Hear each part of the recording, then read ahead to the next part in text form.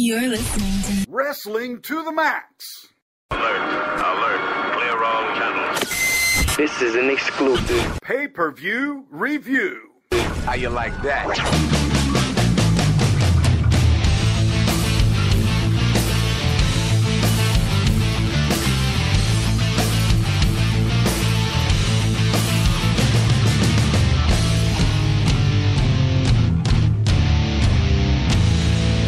And your hosts, Gary Vaughn, Sean Garmer, and Paul Leeser.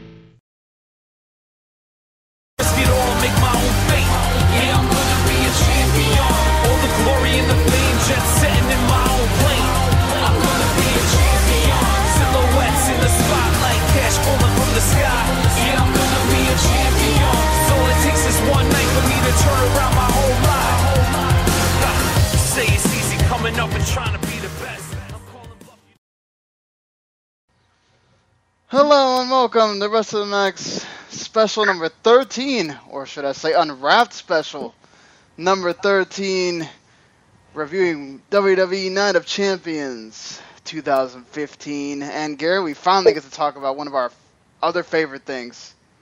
That's right. We got New Japan on the docket. We are actually going to preview one of their big shows coming up this week. You don't want to miss it. We're going to be talking Destruction in Okayama. So there you go. Gary said it right. I think I got to give him like some kind of applause or something.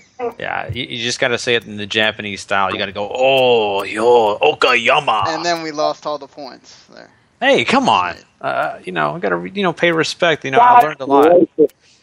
I learned a lot. Come on. Master Splinter taught me a lot about speaking American Japanese. So. But no, this is great, guys. We are definitely going to give you that preview. I am so excited about doing that. But before we do, we are going to do Night of Champions. This is going to be a fun review. Lots of stuff to talk about. I don't know if everybody listening watched this show tonight as we speak, or maybe you're listening to us maybe during the week sometime, but no matter what, this is going to be a great show, and I'm excited about talking about it. And to let you know who's going to be on the show with us, tonight we are going to have 3 people on the show, and one of them is not Paul Leeser.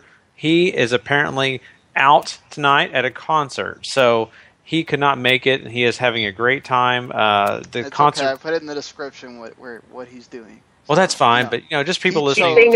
He's hanging out with Garth Brooks over us. It's all right. He has other friends in those places. It's okay. Yeah.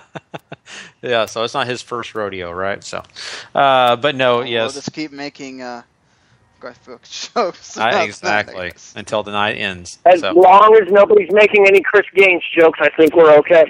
Exactly. That's right. So. Well, I just want to let everybody know we do have 3 guys on this show with us, and one of them, of course, is Mr. Chris Lemchi. He is the 4th co-host of Wrestling to the Max, our regular every week show. I want to welcome him to the show. Hey, Chris. Hey, guys. Thanks for having me on. Definitely. Finally filling that role, as he should be. That's right. I'm glad he's in. And of course, the man from the Raw Reaction, he is the host and the guy that runs the thing. Hey, what's up, Mr. Harry Broadhurst? What's up, Gary? What's up, Sean? Hey, Chris. And everybody from Wrestling Unwrapped, Mr. Patrick Ketza is on the line as well. There's nothing wrong with any of these matches tonight, no matter what anybody tries to say. Can you wait until we actually get into the show, Patrick? Jesus. Fight me. And the battle begins. So there you go. It's already entertaining if it starts before we even break down one match. I would just like to say, as a public service announcement to Paul, I made sure that my concert was on a Tuesday this week so I could be on this particular show. Oh. Hey, you know what? He was given a ticket, so I don't think I'm going to complain either if I'm him. Yeah, I guess so. I'd probably, go to a Garth Brooks show for free. I think I'd do that as well. But anyway, I didn't get offered the ticket. I'm here, and I'm excited about talking about Night of Champions. I hope you guys are too. So why don't we go ahead and dive into this thing? Sean already played the music for you, so we don't need to do a music lead-in. Want to start off with a kickoff show? We might as well get in with that. Let's go ahead and talk about the fact that the Lucha Dragons and Adrian Neville... just Neville, we can't use that first name, faced off against the Cosmic Wasteland. Of course, if you don't know what the Cosmic Wasteland is, that's Stardust and the Ascension as a team. So there you go. Well, man, this was a pretty interesting match, I guess, if you want to say it that way. I mean, we had a lot of action, but the most interesting thing is that we do get a win for Cosmic Wasteland, which I was a little bit surprised. I was kind of going for Team Neville. I really thought that they were going to pull it off, but, to each his own. You got to tell me, what was up with this? Did you enjoy the match, and what was going on? Did the finish make sense to you, Mr. Harry Broadhurst? Sorry, I almost choked on the Jolly Rancher. Jeez. I actually thought that the match was okay, and here's the thing. It's not, and Neville and Stardust was not going to end in a six-man tag match, so you had to think that if there was going to be a clean finish between the two of them, then Stardust was going to get the pinfall. And the other thing that I thought coming out of this is that the Ascension actually looked relatively capable for the first time in their WWE careers. Yeah. It's that NXT run where they only lasted one match in the Dusty tournament, then it'd be it. So basically, a refresher course in NXT helped them in this match. Yeah. Yeah, there you go. Hey, if it works that way, let's send them back every week.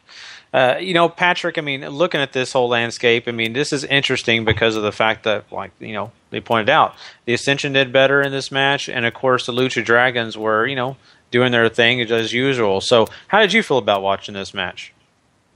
In the end, I think it's pretty much still going to come down to Stardust versus Neville, but as a means of getting there, I thought this was great, and I'm actually intrigued to see where the Cosmic Wasteland is going to go, although I am kind of surprised Barrett's not part of it now, considering his finishers, well, not the Bullhammer, but his other finisher is Wasteland. So maybe he'll get involved, but I'm intrigued to see what's going to happen with them. Do you not remember Cody beating his ass on an episode of Raw? Or, excuse me, Stardust. Sorry. Get it right. Yeah.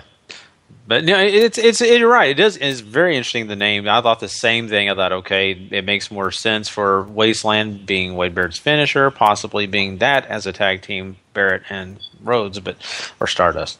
But anyway, this is kind of an interesting match because it was fun, but not only that, they had some implications that could actually lead into something.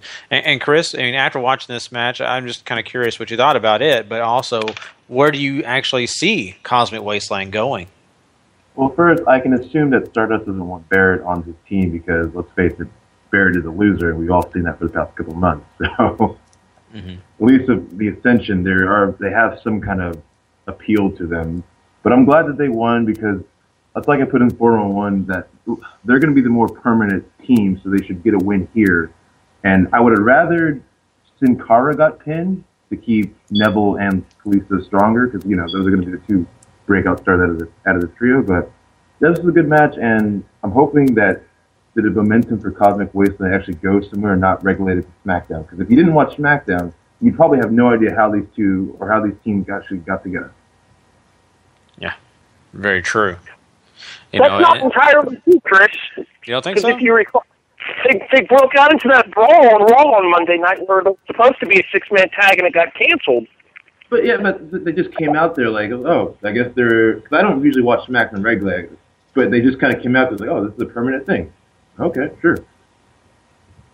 There's more backstory on SmackDown than there is on Raw. The Raw, they just threw them out there like, okay, have a brawl, and no one cared about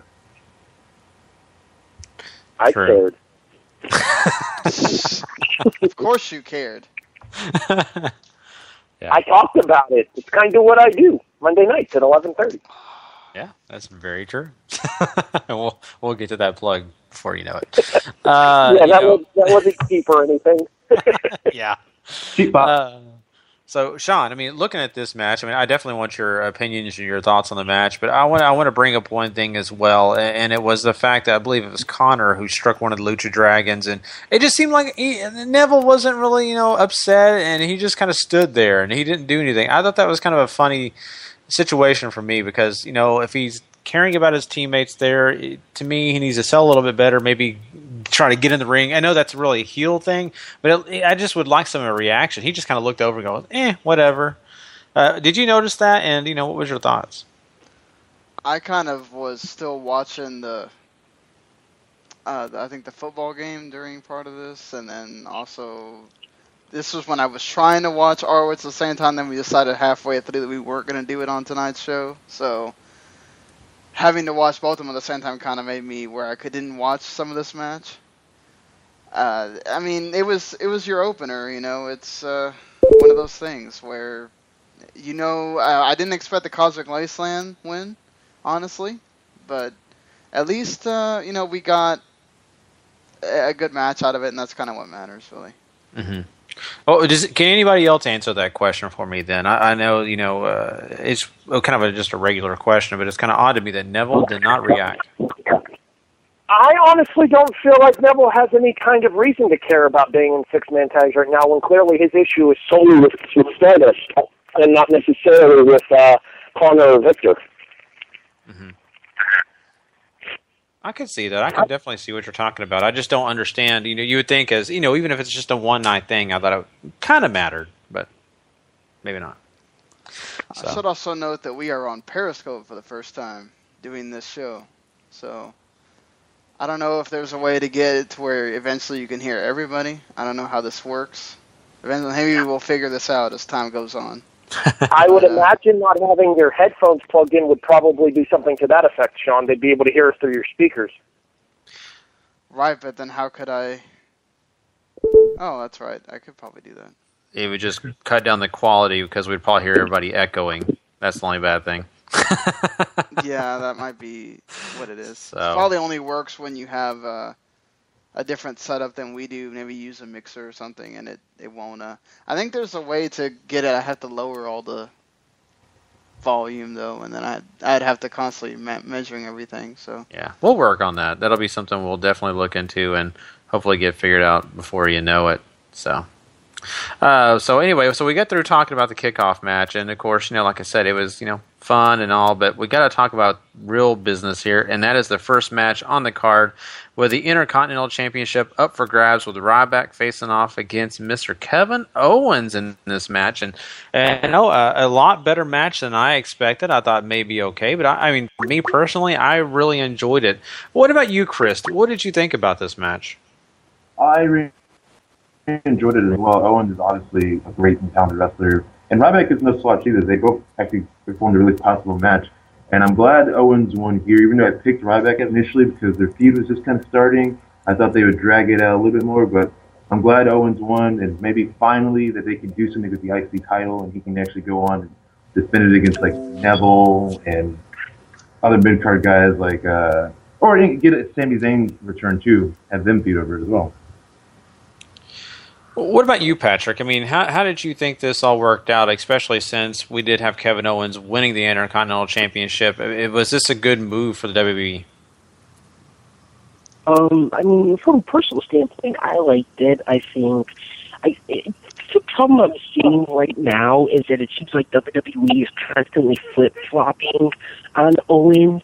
He starts off with only the biggest guy in the company, then he kind of dives down, goes over to mid-carder and Cesaro, now they're building him back up again to the Intercontinental. I wish we could see some consistency with him. Hopefully now that he's got the title, obviously he's got to finish with Ryback first, but hopefully from now on, maybe we'll get some consistency with him, which is all I really want to see right now, because we haven't seen it yet. I definitely agree with that, and it does make you wonder how this will all turn out. But I think right now in the short term, we've got to be happy that finally Kevin Owens is getting a little bit of momentum going, especially getting a championship like the Intercontinental Championship. I think this is a good move, and it puts them in the right direction, at least with the Intercontinental Champion. I think Ryback did a good job holding on to it and representing it, but now it's time to give it to a guy that's young and excited. So I'm looking forward to seeing what happens. Harry, when we were watching this match, we noticed that, Kevin Owens kept working on the arm of Ryback. I mean, that is just one component of this match. Did you appreciate that? But the problem with it is we did get the roll-up finish here. It was not a clean finish when it comes to, just a 1, 2, 3. No, that was the only real big issue that I had with the match, is that the fact that they had all that arm work and all that going on during the course of the match, and then they went with the cheap roll up off of the eye gouge. And after the match was over, Ryback wasn't selling the arm anymore. He was selling the eyes from the gouge. As far as the match itself goes, I thought the match was perfectly fine, and I look forward to them finishing up with Ryback and Owens, because I wouldn't be surprised to see them use Owens as the Intercontinental Champion to be the way they bring Sami Zayn back up to the main roster like they originally intended to before he got hurt with the U.S. Open Challenge. Oh, that's great. You know? Telling you, Royal Rumble entrance. That's the way to do it. Get Owens on a streak in the Royal Rumble, then Zayn returns, big pop in Florida, eliminates him, and there's your Intercontinental title match of Mania. Ooh, I like it, Chris. Ooh, that's exciting. Huh. Wow, so that's something to definitely look forward to. I hope that happens exactly the way you guys are saying it. Sean, I mean, you got a chance to watch this match. I mean, what were your thoughts after watching it? Do you feel like, Kevin Owens was giving his all tonight? Did you feel like it was a good performance? Oh, definitely. I mean, he worked the arm wonderfully. This was just a nice little match where he worked to perfection, and he got the pin. I mean, I think they did it great with Ryback. They didn't try to make him do too much. He worked something so that it could be something he could easily go to when he needed to pull back and control, and Ryback got his spots in there. It also works because it takes away the meat hook and the shell shock in one go. They played off it a little bit in the match, and that's kind of all you need sometimes. You don't have to have everything be this big old extravagant flip fest with every match. Very true. Very true. So, I mean, it seems like everybody's pretty much on board with Kevin Owens holding the IC championship now. From what we're seeing and what we're going to get in the future, it may be a different story. I think Patrick already alluded to it. They're very wish-washy when it comes to Kevin Owens. Does anyone have any thoughts when it comes to this Intercontinental Championship? Do we really feel like this is going to be a situation where Kevin Owens is going to hold on to it for a while, or does anyone think that this is going to be in 2 pay-per-views he's going to lose the IC Championship? I wouldn't say there are wish-washy with Kevin Owens, but they're also very wish-washy with the Intercontinental title. So I'm hoping, fingers crossed, that they're going to finally just stick with it and okay, we're going to build this IC title like we did the US title and just run with this guy. So I'm hoping it. I'm going to go get the better judgment and say that they're going to do that. They're going to stick with it. My thing about it is I honestly feel like they want Owens to be the guy that Bryan was originally supposed to be for the Intercontinental title. That could be true. Think about that. And that could be definitely a big case, and they could use what they were planning on with Bryan for sure, because let's be honest, Daniel Bryan he's had a lot of hiccups in his run. So, well, if anybody else has anything to say, it's the time to say it before we move on. And crickets. So let's go ahead and move on.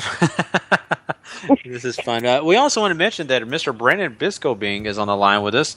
Hey, Brandon, and yes, what are your thoughts? Let me just jump in real quick. I was waiting for you to say I was here first. But, yeah, with that whole Intercontinental thing, the only thing I'm worried about, especially with how Owens is and with the Intercontinental title, is I'm really hoping that this isn't a situation of, we're going to, appease the smarks and, give Owens the title at Night of Champions only to have Ryback, have his rematch clause and win it back, either tomorrow night or at the next pay-per-view or whatnot. That is a WWE type of thing to do. So I'm hoping that's not the case, but I wouldn't be at all surprised if it did. But yeah, I'm definitely hoping that Owens holds on to the title for a while and that this can give him a good push. Maybe see a good...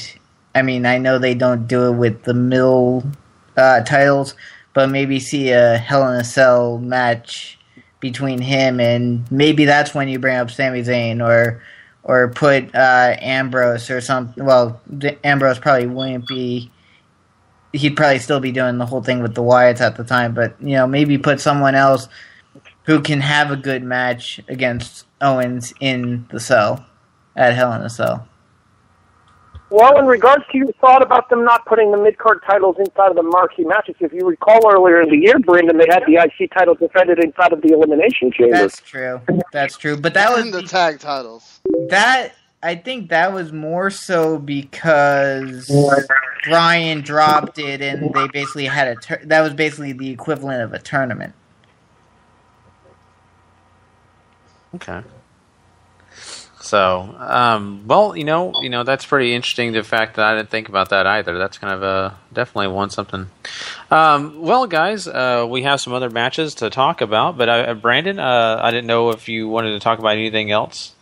Yeah, I mean, this whole pay-per-view, it wasn't a bad pay-per-view, but there were definitely some things that they certainly could have done better. I mean, I think we can all agree that they could have picked someone else to put in that 3-on-3 matchup with Reigns and Ambrose. But this could bring something between, either Reigns or Ambrose and Jericho and make that heel turn that we've all been predicting with one of those two. In terms of the Seth Rollins double match, I hate this whole thing just because it's prototypical WWE. Oh, we can't let Super Cena lose, so we're going to have him win in the first match, which, if you're going to have Rollins lose in the first match, how is he going to somehow magically recover and win in the World Heavyweight Championship match after getting beaten down by Cena in the first match? It's just because he's wrestling a 56-year-old man. That's how. That's he's still the word of the mouth, Sean. That's what I was going to say. Well, and the other thing I will mention on that too, because I had the same questions, Brandon. And the one thing that I thought of too is, my God, how long does it take John Cena to leave? I mean, it is Cena. You do have to remember that. They did want to waste some time there. Ask Nikki. oh, ask Nikki. That's classy. I like that, Harry. Hey-oh. That's a good one. Yeah. I don't want to know how long it takes John Cena to do anything. But yeah, I mean, and then with Sting having the roll up, I have a bad feeling that this is just going to be the end. And even though it was a very close match and everything, that now they're just going to go into a completely different direction, and then Sting is just going to go elsewhere and never be seen or heard from again. But why? I'm sure we'll see Sting. Well, again. Yeah, but he won't have a rematch or anything. He'll go and do something. Why would he have a rematch? Because it was still a very close match, and it was it was a roll up pin, so it wasn't exactly a definitive win. That's still clean. There's no shenanigans whatsoever. It's like how Rollins beat Ambrose in the ladder match. It was very close, but it's still a clean win. So. Yeah. Regardless of the fact that Sting lost via roll-up, he still lost, and he lost what you would call, under these circumstances, clean. But then it looks to me as if now they're going to have Kane challenge for the world title. So what? You're going to trade one 50-year-old for another 40-year-old? To be fair, the main event of the next show is Brock and Taker, so they can just put on any match they fit. Yeah, realistically speaking, it could be Seth Rollins versus Santino Marella at Hell in a Cell for the WWE title. That's not the selling point of the show. That's true. Exactly. I'll give you that. And then, I definitely like the ending, but it's just a question of, okay, where are you going from here? For me. Mm-hmm. Well, fair enough. So, some great thoughts, Brandon, and we really appreciate you giving us your opinions. It's always great to hear from you, and of course, we'll hopefully be hearing from you again soon. Yeah, hopefully I'll be able to get on. Well, I'll probably be on for football on Monday, and then hopefully I'll be able to get on Thursday. For sure, man. Awesome. Thanks for calling, buddy. Yep, see ya. Later.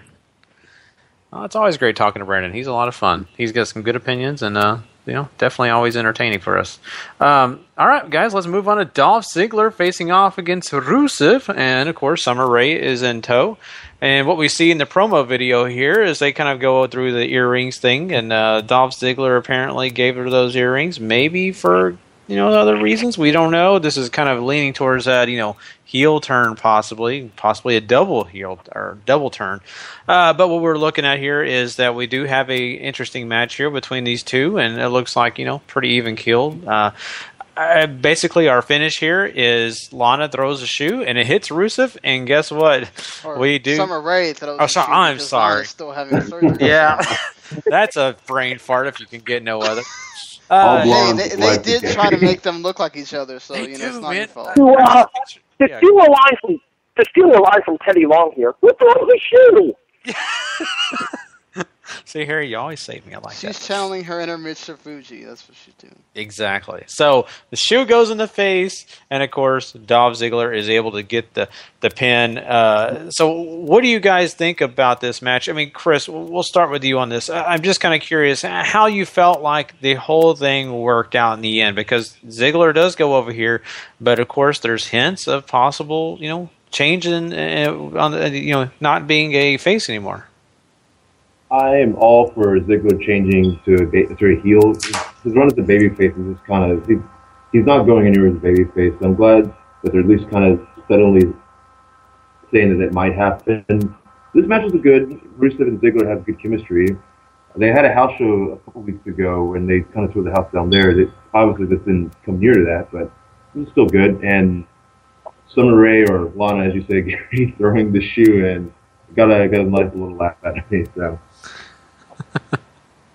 Yeah, it was definitely kind of funny, but I agree with Sean. I did not think of Mr. Fuji, but that is great. I just love that guy too. If the mixed tag would have happened, do you think we would have got kind of nearly the same finish of Rusev being pinned, or would have just kept it more on the girls? Who wants to answer that? I didn't hear him. I'm sorry. He's saying if it was a mixed tag and we had, both girls in the match, do you think it would have ended up the same way? No. Because I don't think we would have had Summer Rae or Lana on the losing it. And see, now you got us doing it, Gary. I don't think they would have had Lana on the losing end of her first matchup, and I don't think that they would have used the same kind of finish in regards to the chicks getting into it, leading to the distraction as well. The distraction thing could have certainly led into it because they're already in the match and whatever. But I think it's one of those where it depends on where they want to go with it. I would assume that if they were going to do the mixed tag, that meant it was going to be another step into their story. I just wonder if they had another plan and then Lana got hurt and they decided to go with this plan that they're doing now. I don't know that Lana and Rusev, if the rumors are true of them getting together again, I always hope the plan, Never should have been broken up. Big mistake. Yeah, Patrick, what do you think on this? Do you think that this match was good, and not only that, I mean, what do you think about the fact that there is a possibility of a turn here for Ziggler? All right. I'm gonna break this down kind of into three parts. The first part is why are the earrings such a big deal and she ends up throwing her shoes? Why the hell didn't Ziggler just skip her shoes then? It probably would have made a hell of a lot more sense. Two, who throws a shoe? Honestly, who throws a shoe? Sorry, I'm an Austin Powers fan. In terms of the match, it wasn't really anything to write home about, but it was by no means a bad match. I'm a fan of power versus speed. So I actually didn't think it was that bad of a match. No, it wasn't, the best match of the night or anything like that. And it's pretty obvious that it's still going to continue on, and the problem is now they have to essentially continue on for at least 3 more months until Lana can come back, and Summer Lana can finish off whatever she wants to do.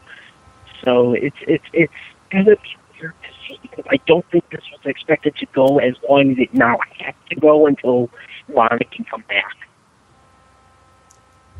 Okay.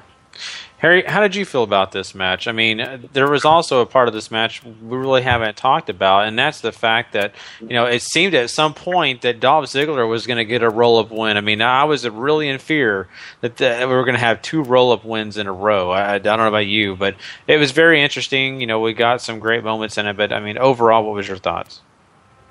Well, the first thought that I had is Ziggler needs to get rid of the tights. They don't work for him. No.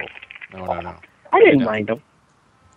I haven't liked him for the last couple months that he's had him. They don't work for him, especially given his about men's clothing.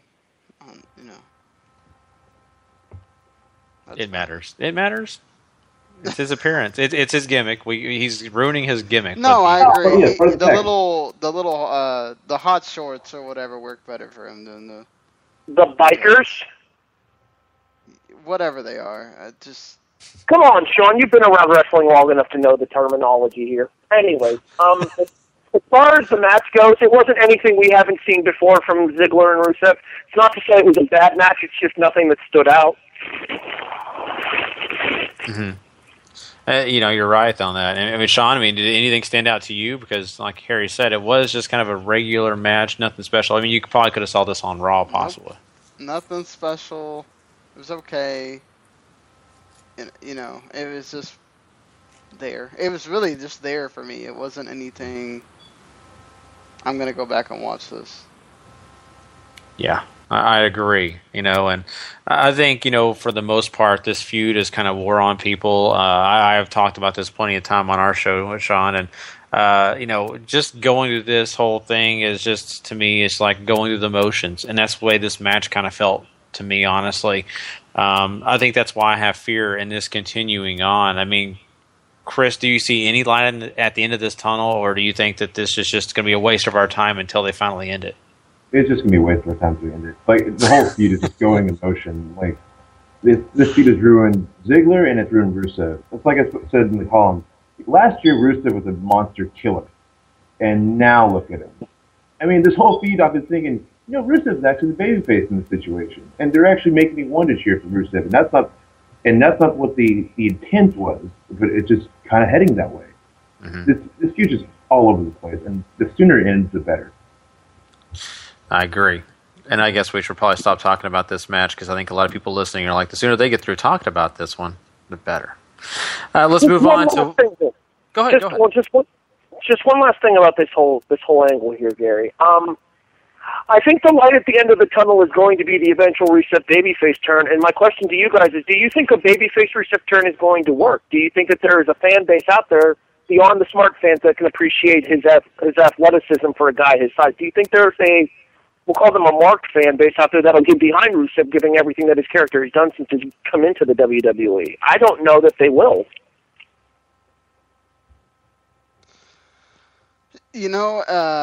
He's gaining sympathy already, I feel, in small ways. I think if they keep pushing him in that direction, he could.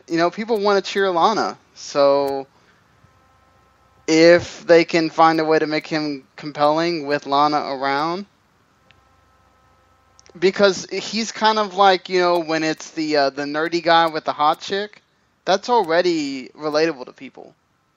So if they can change him from being this misogynistic, borderline racist guy to more of a normal guy, I don't know how. The thing is, they're going to have to take the accents away from both of them in order to make him relatable. I don't know that they can be Russian and totally get with everyone. But you can tell with both of them, though, that they both sort of lose their accents here and there when they talk, too. So it's not like it's totally out of the question. No, Lana's known Canadian. That's something that's been talked about a lot before. Isn't Rusev actually from Bulgaria, though? No, yeah, he's actually Bulgarian. I know, but he can talk without the accent. I mean, we've seen him. I can tell sometimes that he has to get himself in the in the mindset, like, you can tell certain words that he says, they would sound just fine in normal English. I mean, look at House, or Hugh Laurie sounds like a total American when he was doing House the whole time. I mean, you can do it if they want to, you know. It's up to them. I think it could totally work, though. Yeah, I think it's one of those things that only time will tell to see how far fans are going to be willing to turn if Rusev and Lana, get back together and Rusev has a full face turn. I don't think it's bad to at least experiment him and, like you said, broaden his horizons. But it's just something that you'll have to give it time to see how it goes. Yeah, fair enough.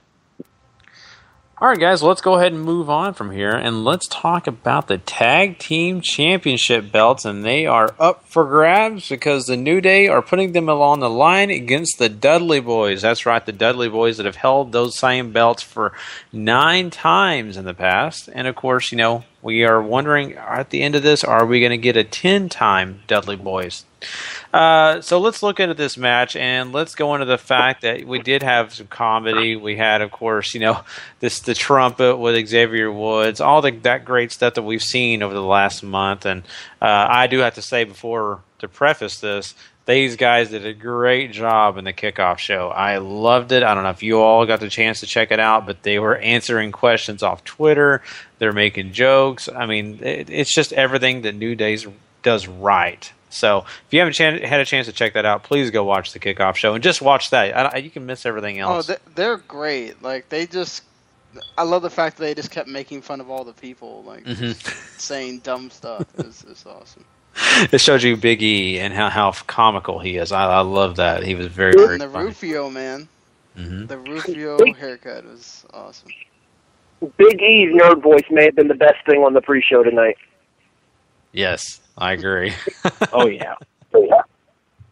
So, well, let's break down this match. And Harry, what were your thoughts after watching this? I mean, we do get the Dudley Boys not winning. That's, it's kind of sad, I think. But not only that, this ends in a DQ. We all have talked about this in the past, how DQs are just, at times, just reckless. I feel like they use them way too many times.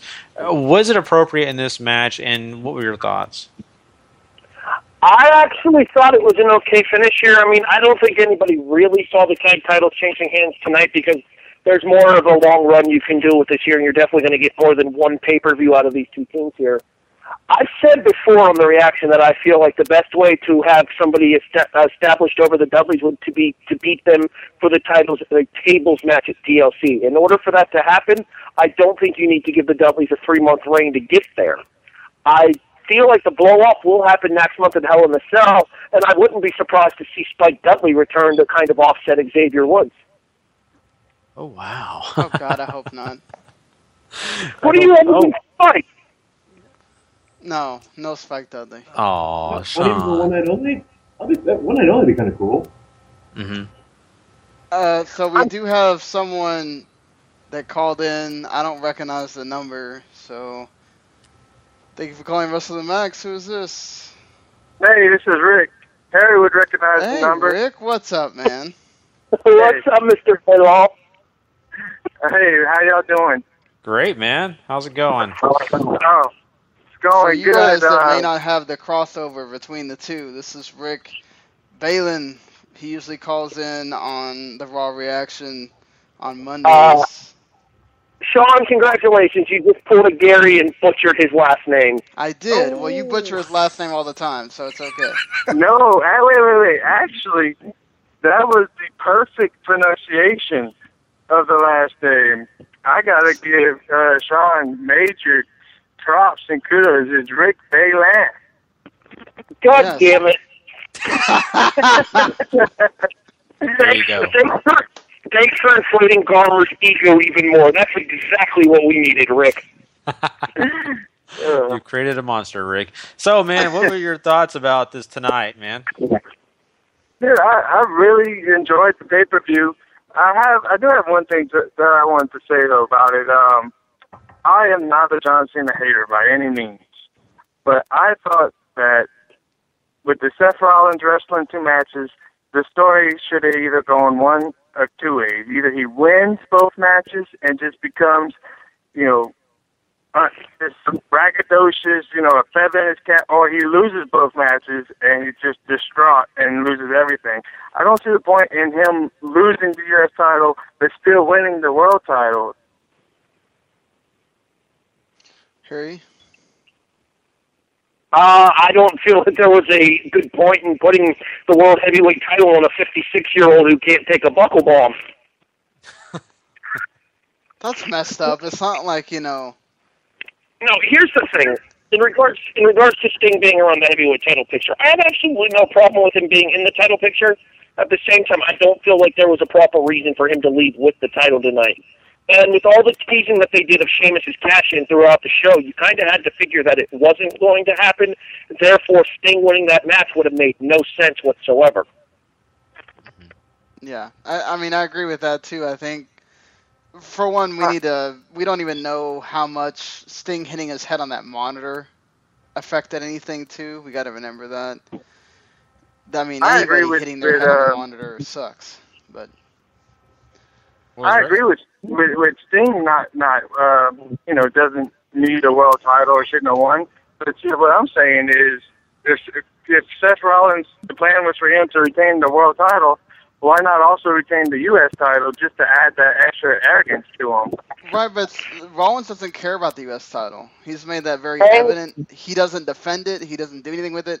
If you're going to do that, then they should have done it the way they're doing Jay Lethal and ROH, where he defends both belts. He cares about both belts equally. That U.S. title is a prop. Why have it on a guy that it doesn't matter at all to him? Exactly, when you can put it back on Cena and bring back arguably the best segments from Raw this entire year, which was the U.S. title open challenge. And right now they need ratings really bad. Yep. All right. Yeah. It's fair enough. And I understand where you're coming from, Rick, because I kind of wanted the same thing. I kind of felt like maybe, Seth Rollins continuing on being arrogant, having both belts, it gives something to him. But I'm kind of right there with Harry that they do need those ratings. And John Cena did such a great job with the young stars. Every week you get a new person out there. It's something brand new to get excited about on Raw every week. So, yeah, I kind of see their point as well. Good. All right, well, thank y'all. I'm going to continue listening to the rest of y'all podcast. All right, man. Thanks a lot for calling in. All right. So here we go. I mean, this is just, one of those things where we're talking about the tag team titles. And, once again, I mean, looking at this, Patrick, it's great that the New Day retained, if you ask me personally. They're entertaining. They're wonderful. But, I mean, do you agree with what Harry was saying that the Dudleys will probably eventually get those belts? Yeah. I for once, I actually do agree with Harry, and that's a miracle in itself. I do think at some point the Dudleys are going to end up taking title belts off of New Day. And I don't mind, with the fact that we have a huge title change coming up. I don't mind the fact that the tag titles didn't change hands. I mean, we can't have all the titles change hands in one night. I mean, it's 5 title matches. You don't want to have 4 or 5, or potentially 5 of them all change hands in one night. So, it just this extends the this just extends the entire storyline.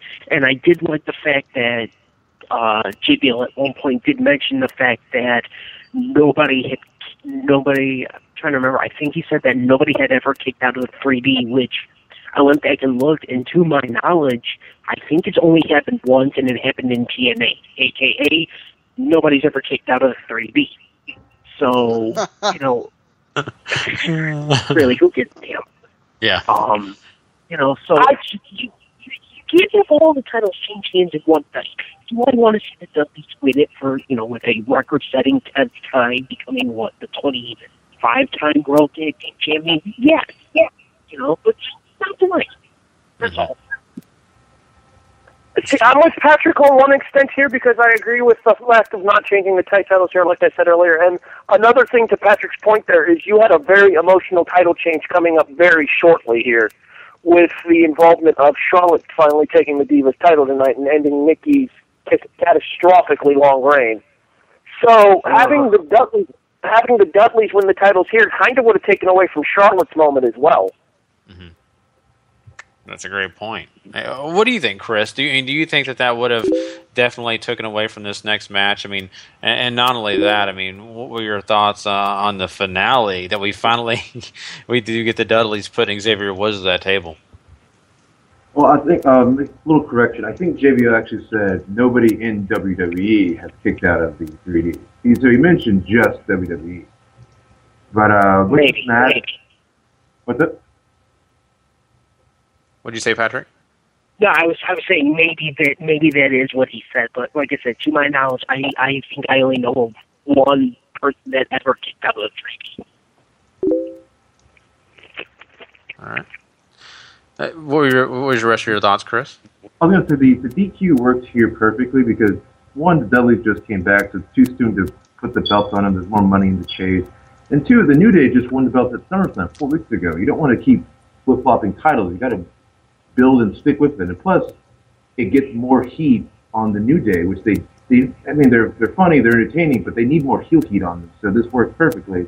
And then the Xavier getting the table sends the crowd home happy. Mm-hmm.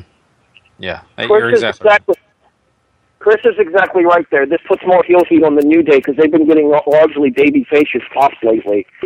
And them screwing the fans there in Houston out of a title change, there was a perfect way to put more heat on them. Yeah, definitely. Sean, I mean, what were your thoughts on this match? As well as, I mean, what do you think about the Dudleys kind of giving a little bit of Texas love?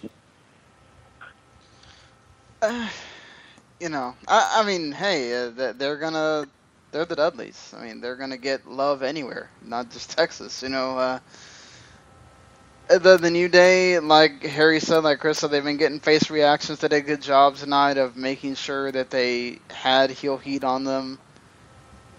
And I think they kind of knew that they were going to get overshadowed by a much bigger team. In a much bigger team, a team that people are going to cheer for, period. I mean, the match was pretty good. I enjoyed it. That's all you really could ask for it. And then at the end, you get what people are coming for when you see the Dudleys. You get somebody through the table. Mm-hmm. That's right. And that's one of the, fan favorite parts. And I'm glad that the Houston crowd got a chance to see it. So I still can't believe we got the Rufio chant. That was awesome. Yeah. I also love the fact that the crowd started chanting "Save the tables" after Xavier started grabbing one of the tables. Yeah. I love it. So wonderful. Can I also say one thing that I really appreciated too in regards to that whole thing there? And I don't know if I'm the only one who caught this there. Did you guys see the graphic for this match? Like the actual match itself? I'm trying to think if I remember it. I don't remember. Could they have done anything more to make Xavier Woods look like Elijah Burke in that graphic? Oh. Oh, jeez. Look at the graphic and tell me I'm wrong. That's all I'm going to say. I'll have to go back and look at it. I did not notice that, Harry. That's awesome. Well, let's go ahead and talk about the Divas Championship because this is big. Nikki Bella is the longest running Divas champion in WWE history. So, that being said... Yeah, I know. So that being said, she goes into this show and she probably expected that she was going to have a fair shot of winning it again, retaining it at least, and she didn't. Charlotte was able to defeat her. We did see a little bit of work on the leg from Nikki. She definitely worked out that leg pretty good of Charlotte's, and so we get a finale here where Nikki does have to finally tap out. And that is kind of interesting because of the fact that the leg was being worked on so much. So I'm just kind of curious from you guys. Do you think that worked? Did it show Charlotte's toughness and all that encompassed that? What were your thoughts, Patrick? Sanctuary.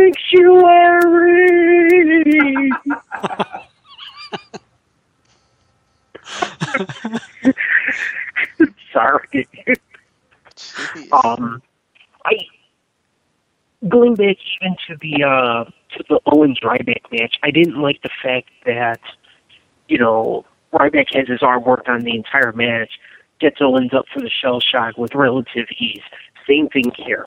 Nikki, to her credit, and this shocked the high holy hell out of me.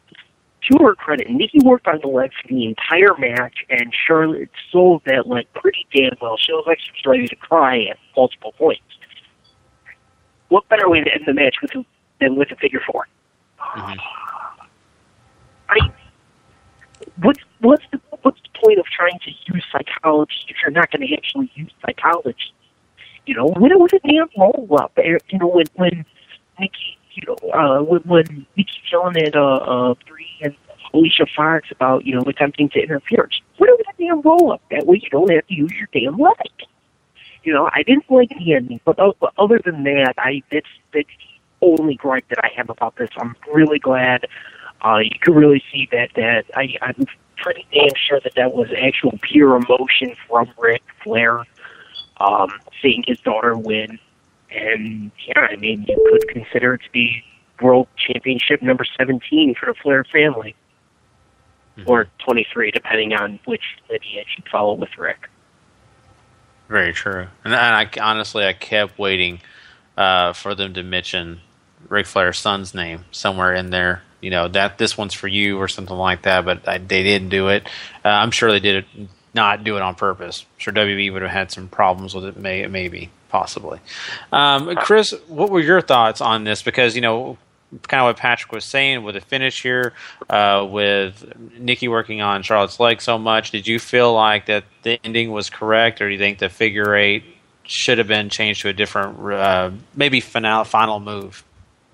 No, it was perfectly booked. I was actually talking to one of my friends. He didn't like that Nikki got so much offense, and I was saying, this goes back to what I was saying at the New Day, Nikki finally, it took her long enough, 301 days, getting heel heat. You're building sympathy for Charlotte, and you keep wanting her to push through. So when she finally locks in the figure eight, it means something. So I love the selling of the leg and the psychology with that. I also love that Charlotte, this is one of my biggest pet peeves in wrestling. Once the match is over, everybody just stops selling and like they just celebrate like nothing happened. I loved her selling it when she was starting with her dad. She's still selling the leg. Perfect. Now I'm glad that, like Patrick said, Sanctuary. If we could get Damien Sandel's old music, the Hallelujah, playing after she won, that would have been perfect. But I'm glad that finally Nikki Bella's not champion anymore. Charlotte's champion. And I noticed the subtle teeth of the Paige heel turn. Charlotte kind of snubbed Paige. She gave Becky this big hug. And Paige had that face, and I was like, oh, it's coming. That Paige heel turn's coming. So I'm looking forward to the Paige-Charlotte program. Yeah, that's a great point there. I really do think that is. And, you know, Harry, I mean, looking at this match, I definitely want your thoughts on the match, but kind of give me your thoughts on that as well as the breakup of this group. It looks like it's imminent. I think the quicker we get rid of the Diva Wars, the stable wars for the Divas, the better. Chris touched on something that I was going to touch on. I want to give extra kudos to Charlotte for selling the knee while strutting with her dad. That was fantastic, and the entire room of guys I was watching the pay-per-view with applauded her for doing so because we appreciated the storytelling behind that.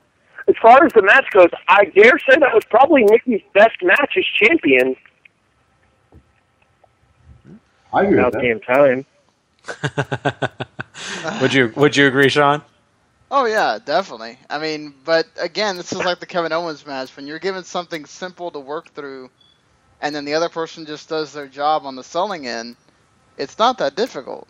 I mean, Nikki was selling the leg. She was doing various things to make sure that you did submissions on the leg. She almost messed up and went for the other leg at one point, but she remembered. Good on her, you know. And to Charlotte's credit, she didn't have to do too much. She just kept selling, did her comeback spots. You know, I was surprised they did the whole almost immediate figure eight tap out. I thought that they would try to add a little bit more drama to it, or maybe have her get to the ropes one time or something like that. But, you know, I'm fine with it.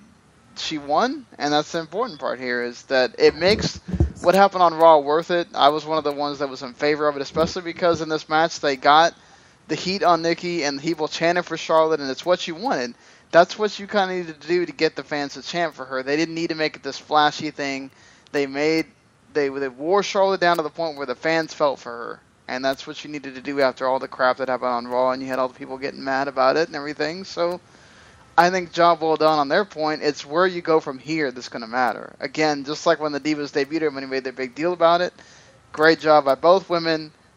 If you make it count from here, this will be a turning point that people can go back to and go, okay, this is where it really started. Well, you think about where it goes from here. Maybe we can finally build Charlotte the character, because other than being the daughter of Ric Flair, what is her character? Mm-hmm. That's been a pretty common complaint on the Yes thread as well. I know several of the people that comment on the weekly Raw thread over there, Warren and Brandon, and one of the Roberts that comments over there, have been complaining about the fact that the only real character that we've seen out of Charlotte is the fact that she's Ric Flair's daughter. We haven't seen anything of her own, so this could be the catalyst for that to happen. Yeah, I agree. There was this awkward Miz. I know it's either the Miz TV segment or the Almost celebration where Charlotte comes down and says, "Everybody knows I like to party." Like, no, we don't. We never even heard you talk before. And that always just makes me crack up with her little line of, "Oh, I love the party." Like, well, you sure? We don't know this, but thanks for telling us. It's also funny too, and when they're doing that backstage segment later on, and when she's asking her dad to finish the jet flying whole thing, that's so funny too. I mean, I guess she wants to pay homage to him too, but at the same time, you would think that she would do the whole thing because, of course, she basically is Ric Flair just in female form right now. They have done just exactly what you guys said, not really given her a character. They're basically just let her be the female Ric Flair. So hopefully they do. The entire time that segment was going on, I was sitting there thinking, "Oh God, Flair's going to try to get Paige and Becky drunk." Yeah. Which would have been a cool moment. I mean, it may have been open the longest, but the line for Space Mountain's still around the corner. I don't want to see Ric Flair do anything that has to do with Space Mountain with those ladies. No. Hey, coming to Gawker near you. So. Now, can I ask one question real quick? With the fact that Charlotte did sell the knee the entire time, would it have made more sense? And if someone wants to, totally write me off on this, go right ahead.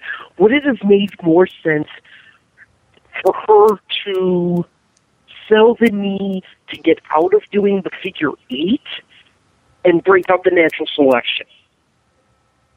Has she done natural selection on TV yet? On WWE? She did it once.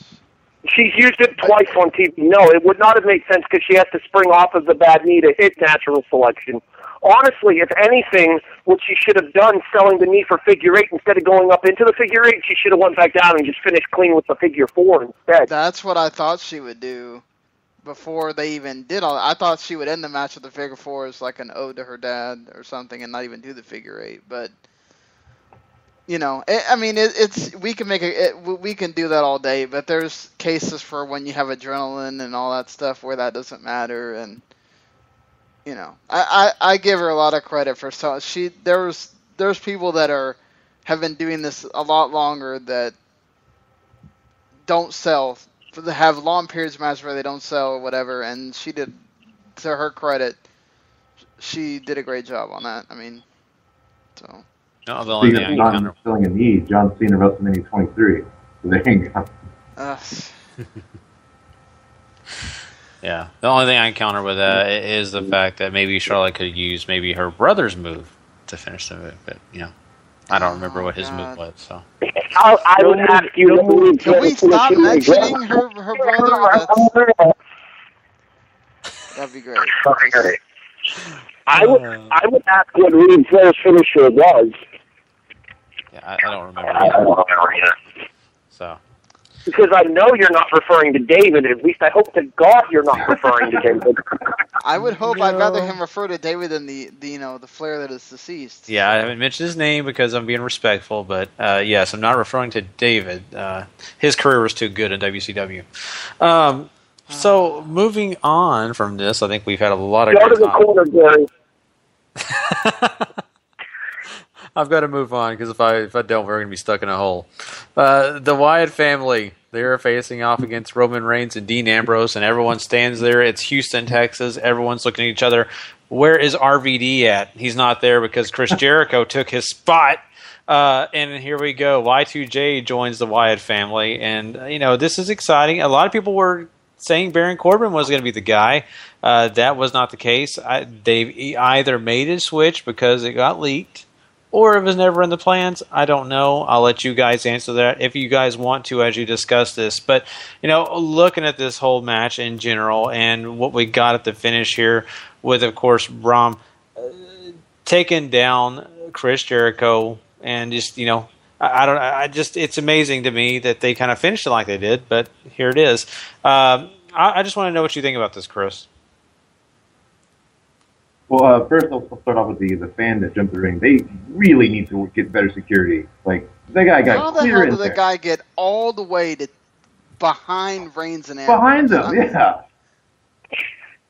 Because clearly he was the original planned third partner until security decided against it.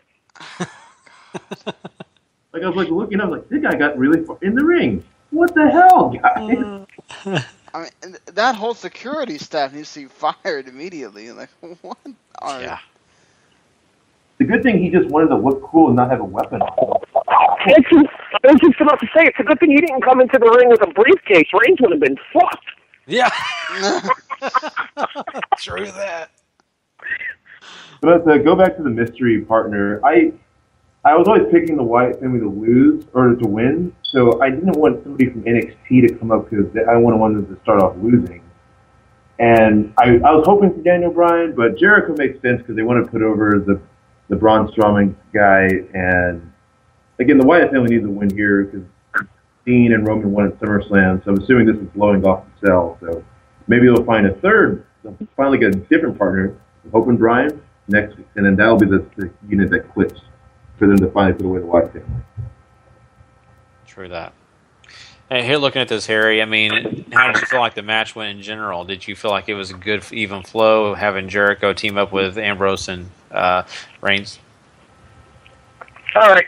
First of all, before I get into my official thoughts on this match, anybody who knows me knows that I am an unabashed Chris Jericho mark, so I was very happy to see him tonight. That being said, other than the fact that Jericho and Wyatt had some interaction when Jericho was around the last time, it made absolutely no sense for any involvement here from Jericho here, because the only other member of the Wyatt family that Jericho really interacted with when he was around the last time was Rowan, and Rowan was still out hurt. My official prediction as to who the partner was going to be was Daniel Bryan. I was a little surprised that they didn't pull the trigger on that here. The bigger question I have coming out of this match is, where does the Wyatt family go from here if it looks like Reigns and Ambrose might be getting pulled off into a side feud with Jericho? Yeah, and you stole one of the questions, but yeah, that is very true. It's almost like, we're going to give up on this because we apparently can't beat him, so, can't beat him, join him or go away, and they look like they're going away to do something else, and that's very interesting to me, but that would lead to who is the next feud. Very interesting. What were your thoughts, Patrick? I mean, Drake Younger tried to be, the third guy, but the security threw him out of the ring before he had a chance to throw a strike.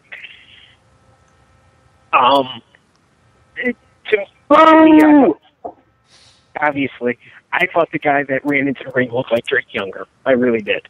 I thought Joey Mercury at first. Someone said Savio Vega. That would have been awesome. I would have Dude, if Savio Vega would have showed up, I would have marked up. They cracked the Savio Vega joke in the video that they posted after Raw on Monday. Reigns mentioned something about Savio Vega, and Ambrose bitched that Vega wouldn't return their calls.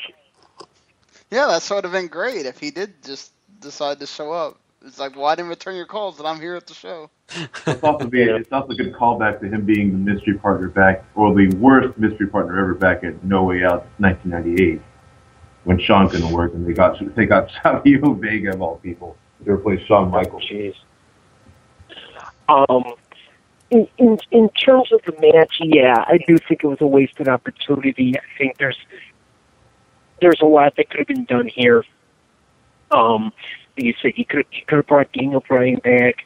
I was one of the people that did think it was going to be Baron Corbin, and maybe not necessarily have Shield Jr. lose, but just have it be a brawl, and possibly could have ended up in a 6-man Hell in a Cell match for next month. We do have a Hell in a Cell pay-per-view to build to, but I didn't think the match really was that bad. I don't understand Jericho getting the "you still got a chance" because that's implying he lost it. Chris Jericho just go wild with that chant. I hate that chant. Period. It's just so if dumb. people throw the chop, they'll chant "you still got it." And the thing about the "you still got it" chant is that they've hit Jericho with that once before, and when they hit him with it again here, I turned to the guys I was watching the pay-per-view with, and in my best Jericho impression, I said, "I never lost it, baby," which was his exact response to how he got when he got that chant back at the Royal Rumble when he returned to face Ziggler. Yeah. Like for Sting, okay, I get it, whatever. But like Jericho, come on, guys. He kind of had that response tonight when they were chanting it. He kind of looked around at the crowd and did like, "Really? Yeah. I was just wrestling 2 months ago." You're gonna see me in 2 weeks, which is why I kind of had a problem with picking. I mean, it's fine because the other guy that I thought made sense, we'll see him later. But when looking back at it with the finish that we got, it kind of makes sense for it to be somebody that's not current on the card, because that way they can bring somebody that is on the current roster, whether it's somebody like Brian who hasn't been wrestling in a while, or somebody, Cesaro's not doing anything. That could you can win, and it becomes a big deal because maybe that person helped them win. So I think Cesaro would have been a great pick because him and Harper have a long-standing history that independent fans would have picked up on. Not to mention he has strength. He can match Strowman with strength. So. But the thing is, the Wyatts were going to win. So it's like Jericho works because they don't hurt anybody by having one of their current guys lose and look weak. As in Jericho, he's Teflon. He can lose a million times and be fine. Right. Well, I'm fine with it. Go ahead, Patrick. Sorry, I don't know if you guys are going to agree, but to me it almost seems like this was the start of something and the Wyatts were just secondary. Because it seems like this was meant to just be the start of most likely Jericho versus Reigns. And possibly Jericho versus Ambrose, which I would prefer to see over Reigns. But it just felt like the Wyatts were kind of in the background after this match. Rather than being able to celebrate their win, they were forced to essentially just scurry right to the bag so that we could kick off, Jericho versus Reigns or Ambrose. That's exactly what I pointed out earlier too, Patrick, in that I said that it felt like they were using the tail end of this match to telegraph that it was going to be Reigns or Ambrose against Jericho, and where do the Wyatts go from here? No, I don't know about that. I think it's more like this is a storyline that's going to happen while the Wyatts are there, and Reigns or Ambrose will dispose of Jericho at Madison Square Garden show, and that'll be the end of that. And then we'll keep going with the Wyatts and Reigns and Ambrose. That storyline's not done by any means. That's how I saw it too, Sean. That it's also an excuse to be like, okay, Jericho's not like back for good. It's just like, all right, screw these guys. I'm going back to my Fozzy Rock tour. Yeah, I mean Jericho's doing his 25th anniversary thing. Why not do a match as well? And then, we don't see him again for a while. Mm-hmm. Any other thoughts, anyone, before we move on? This match was kind of there for me as well. I didn't really get a lot of emotion out of it.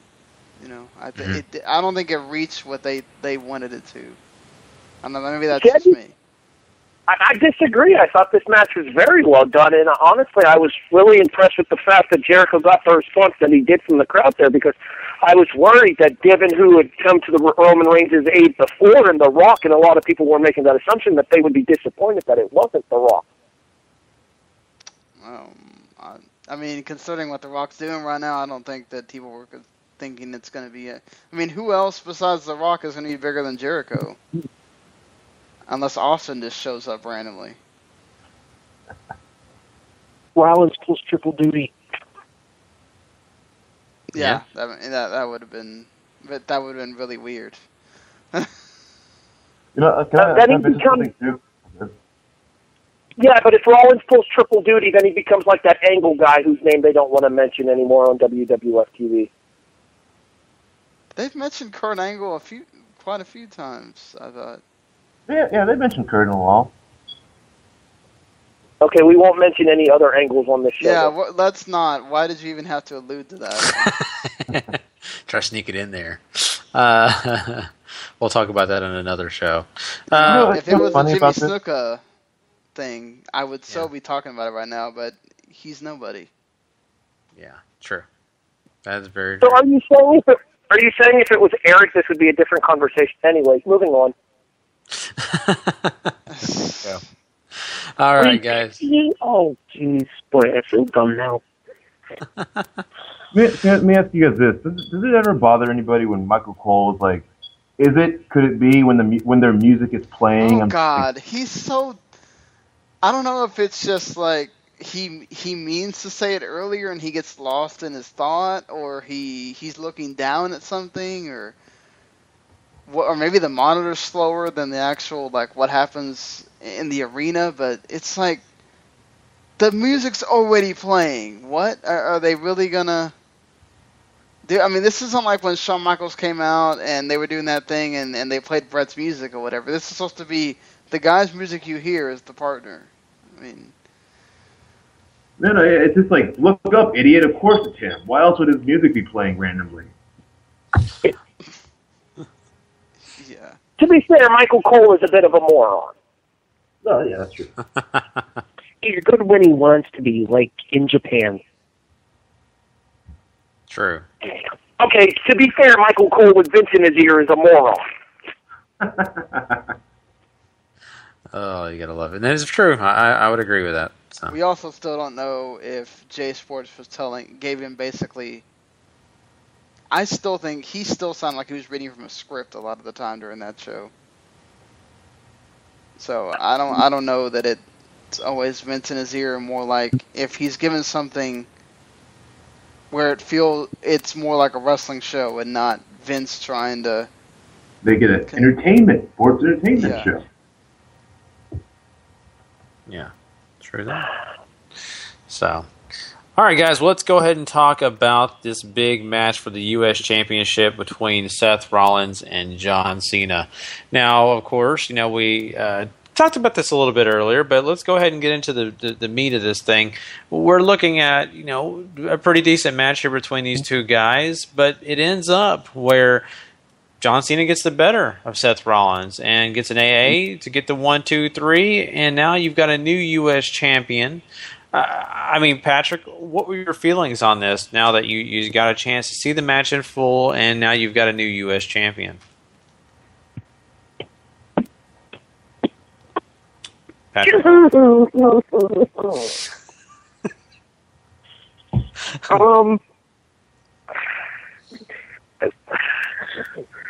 Why? What do you mean, why? Why have Seth Rollins, do something that hasn't been done in years in the WWE, being a double champion? The two biggest titles, the biggest title and arguably the second biggest title in the company, and you do it for 1 fucking month.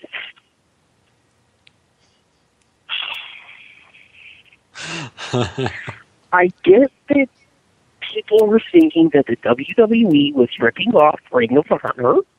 I can understand that. And they really did have a good match tonight. I thought the title for title match was better last month. But be that as it may, I thought it was a really good match. But AA out of nowhere, all Cena wins. It's just, why?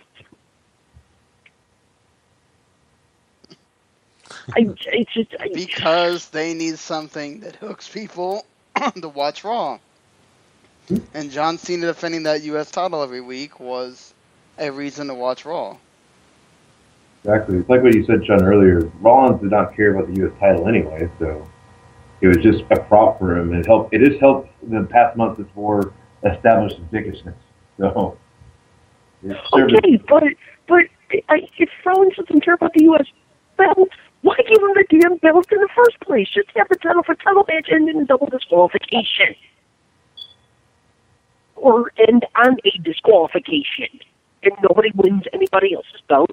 Cena can go on his merry old way, Rollins can go on his merry old way, and we don't have to have things like this where 1 month later, Rollins loses the belt back to the same damn person he beat 1 month prior. Well, they needed a big title match for SummerSlam, the big show. So that's why it was title for title. But if the title for title match wasn't the main event, who gives a damn? Okay, did they just not want two screwy finish? Well, they got two screwy finishes in a row anyway. Why not just have another referee run out and say, no, sport hit Cena, so Rollins is disqualified. Cena keeps his belt, Rollins keeps his belt. It wasn't the main event. What was the point? Put too much logic into a WWE show. Yeah, WWE logic. Just that's your answer to everything. Yeah. I know. I don't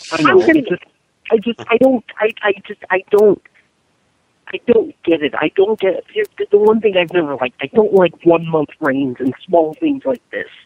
And I've never understood it. I don't like it. I did not like, it's like, you couldn't at least have given the guy one pay-per-view?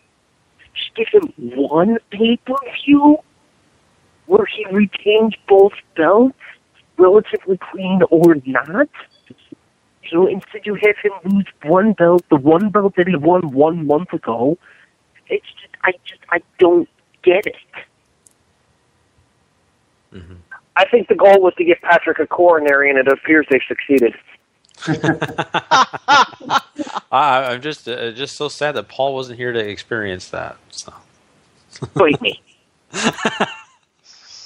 Thank you. But anyway, but all of you listening can experience it. Yeah. Go ahead, Harry. Here's my thought process on it. And we talked about that. You've taken up enough time, and some of us have to go to bed. Continue, Harry. Thank you. We kind of talked about this a little bit earlier with Rick. The main reason for them putting the U.S. title back on Cena was to bring that guaranteed ratings draw, that U.S. title open challenge on Raw every Monday, because you damn sure know that Seth Rollins wasn't going to do the U.S. title open challenge. Yeah, and you don't want to be doing a WWE World Title Open Challenge either. No. Because that kind of prostitutes the title. Mm-hmm. Yeah. Yeah, and we don't need Eva Marie holding it, so. Damn, Gary. I'm just throwing that out there. So anyway. Wow. It just got violent up in here. Oof. I hope Eva Marie is listening to this, and her response is, well, all read everything, and then that's it.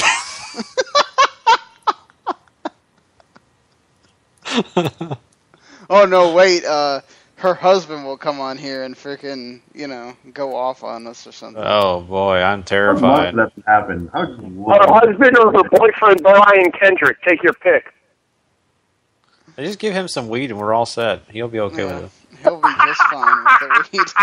Wow. The thing with Brian Kendrick, he doesn't care about his training. He's getting a paycheck again. So he's Dude, you can... hold on. The dude is totally baked when you see him on Total Divas. There's no way he has a problem with anybody knowing about that, because he sure as hell doesn't care how he appears on the show. Exactly. He's getting a paycheck. He's just like, yeah, whatever. I don't give a fuck. Take that, Paul London. Did you have anything else, Harry? Go ahead. In fairness, Paul London's getting baked on his own time these days, so it's really okay with him, too. That's true. That's true. Any other thoughts? I mean, I'm sorry, I brought the whole Eva Marie. I totally ruined your deal. Oh, no, I was done. Okay. Well, Chris, I mean... If you want to keep up throwing wrestlers that keep getting baked, I mean, we can just... Hey, I'm telling you, I was on the RVD train this weekend, but didn't show up. So, what do you think? Go ahead, Chris. What was your thoughts? As for why Rollins lost the U.S. title, it all was really just to build to the stories of the main event. It's like, okay, to make fans think, oh man, Rollins lost that one. He's already wrestled a long match with Cena.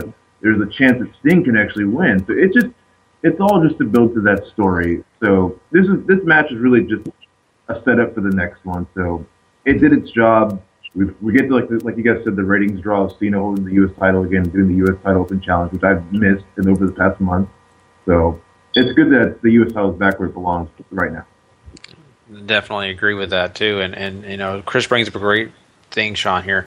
The point that this is really just a setup, and it just really kind of gives the illusion that Sting could actually be a champion at the end of the night. But going to this match alone, I mean, how important is this to actually happen where Cena gets this U.S. Championship win? What do you mean important? Well, I mean important to the overall scheme of things, because we've been talking about all night. We all missed him, holding that U.S. title, open challenges. Do you think that's drastically important? Do you think it'd been okay if Seth Rollins would have held on to it? Do you think we'd have as much success, or is this very vital for the? No, I mean, it's not about what is the U.S. title does nothing for for anybody to pay attention to Seth Rollins. None, absolutely zero. He is the world champion. That is the title that everybody cares about, that he holds, that he has held. The U.S. title that we've all said is a prop for Seth Rollins. It is not. It is nowhere near what Jay Lethal has done for the. Here's the difference. Jay Lethal had that TV title, and then he won the world title. So therefore, he already kept the title he made prestigious, and then he got the title that means the most in the company. Seth Rollins did it the opposite way. That U.S. title means nothing. And, of course, it's good for Cena to have it. I mean, we don't know what it's going to do for ratings until we find out what happens on Tuesday morning. But hopefully for WWE it does, because, for one, if all they're going to do is rely on Cena U.S. Open title challenge to get ratings again, they're stupid. They have to do an overhaul of that show in order for it to draw against Monday Night Football. Mm-hmm. Well, they're getting Undertaker. I do want to touch this. They're getting Undertaker and Brock back. I think they're rushing that as a way to get ratings as well. So I don't know about the rushing it. I mean, that could have been the plan the whole time. I mean, it makes sense when you think about what we announced, or what was announced with Heyman. Not to mention, given their history, too, the fact that the first major one-on-one singles match that they had that actually had a decisive decision was that inside of Hell in a Cell back at No Mercy in 2002. And wasn't it also the same month? Because wasn't No Mercy in October pay-per-view then? Yes, it was. Yes, it was. So there you go. They can play off of that. And speaking of, if we're going to talk about U.S. title open challenges, somebody in the chat giving me a nice idea. You were talking about illusions, Gary. Well, people were alluding to the fact that there was a certain guy with 3 initials backstage during Night of Champions. He is a former U.S. champion. Could he show up as a U.S. Open or U.S. Challenge contender on one of these Raws? Could he be an MVP in the future of a product? Subtle, Gary. Just saying. I'm just asking the question, guys. I want to do like a slow clap for that. Just beautiful, beautiful. The golf clap for Gary. Yeah. No, but I mean, y'all answer Sean's question here, because this is interesting. I mean, that is a kind of I just am a little bit taken aback. I did not think he'd be backstage. He could finally be Montel Vontavious Porter again. Mm-hmm. Honestly, I would rather, since they were talking to this other guy as well, I would rather Carlito answer Cena's open challenge, because it would be a play on to how Carlito actually debuted, and where he beat Cena technically in a kind of an open challenge as well for the U.S. title. Honestly, Sean, I don't think it'll be MVP to be the first one on his way back to answer that challenge. I think it'll be a certain guy from an island who'll be the first one to respond to a Cena open challenge. Somebody that's beaten Cena for the United States title before. So you're going with Chris's idea? I mean, that'd be cool. Yeah. I mean, yeah, definitely. I mean, I think we're all looking forward to seeing apples being split. Especially with Los Matadores breaking up. Could we see a Cologne stable? Ooh, Patrick, they definitely deserve a lot more than what they've been given. Mm-hmm. I got to be honest with you. I don't think enough people care about them at this point for them to stabilize the Colognes. Didn't we say that about the New Day? See, I think there were people that still cared about the New Day, though. I know Kofi was going to get over no matter what he was doing, because regardless of the fact that Kofi may have not been able to talk much back when he was a babyface, his athleticism alone set him apart. And I think that there was a decent following for Big E as well. The question mark for the New Day to me was Xavier Woods. Well, when Carlito comes, or if and when Carlito comes back, you get a pop upon his return. Yeah, I mean, he's your charismatic draw. I mean, I'm just spitballing here, but what if we got a Puerto Rican Nation of Domination instead? You know, we didn't get that with, New Day or whatever, but what if we get 3 disgruntled Puerto Ricans going around and being angry at the fact that they're not getting to do anything and being dressed up in stupid gimmicks? And only if they bring back Savio Vega. Thank you. I was thinking, so basically you want to recreate Los Puerto Ricos. Yeah, I guess without the stupid mask and whatever. Yeah, I mean, no. I just think if they come down in lawnmowers, it'll be okay. Oh God! Why? You racist. It's an old gimmick, man. It's been done. So, yeah, very interesting questions. I mean, MVP and Carlito both being rumored for WWE maybe in the near future. If they bring back the Hardys, they're just they just robbed TNA blind. And well, in fairness, MVP got fired from TNA. I know. I'm just saying, just take all the TNA people and go, whoops, here we go. We're bringing them back to the company where they did something. You know what? The TNA main event team becomes the WWE mid-card. Yeah. So basically you're saying they would be out TNA-ing TNA. Yeah, exactly. Possibly. Because they even lost Kenny King this weekend. So. Well, look at this. That's a great point, Sean. And you could get this group, you can make it a stable, or you could even, just get 4 of these guys together from TNA and put them on the WWE mid-card and just call them the Main Event Mafia. Oh, man. So. Or you can have it. You what? Do you think that we'll ever get to the point where we see a full-blown invasion of TNA into the WWE once the company finally goes RIP once and for all? No. TNA was never a big thing like WCW was. So don't buy the tape library and grab people from TNA that they care about, and then it'll be it. Here's the thing. I think there are people in TNA that would have name value to a mainstream audience. Are you telling me that they wouldn't be able to tag a guy like an AJ Styles with that TNA tag? If they get AJ? I was about to say, if they get AJ. No, you don't want You don't want that tag TNA. On. Oh, come on. You don't want the TNA stench, AJ. You want to be able to be like, here's a former IWGP champion, AJ Styles. The killer in New Japan, yeah, you want that guy. You don't want to brand him as a TNA guy. Yeah. You want Bullet Club AJ. Yeah, you don't want Lynch AJ. It's like I was at NXT Austin last night, and Samoa Joe looked so happy and motivated that he was no longer, he's actually wrestling for an actual company and wrestling in front of a big crowd. I wouldn't want the TNA stench on him ever again. Mm-hmm. I will say, you mentioned Samoa Joe. That actually brings me to a funny point that my buddy Jeremy pointed out to me.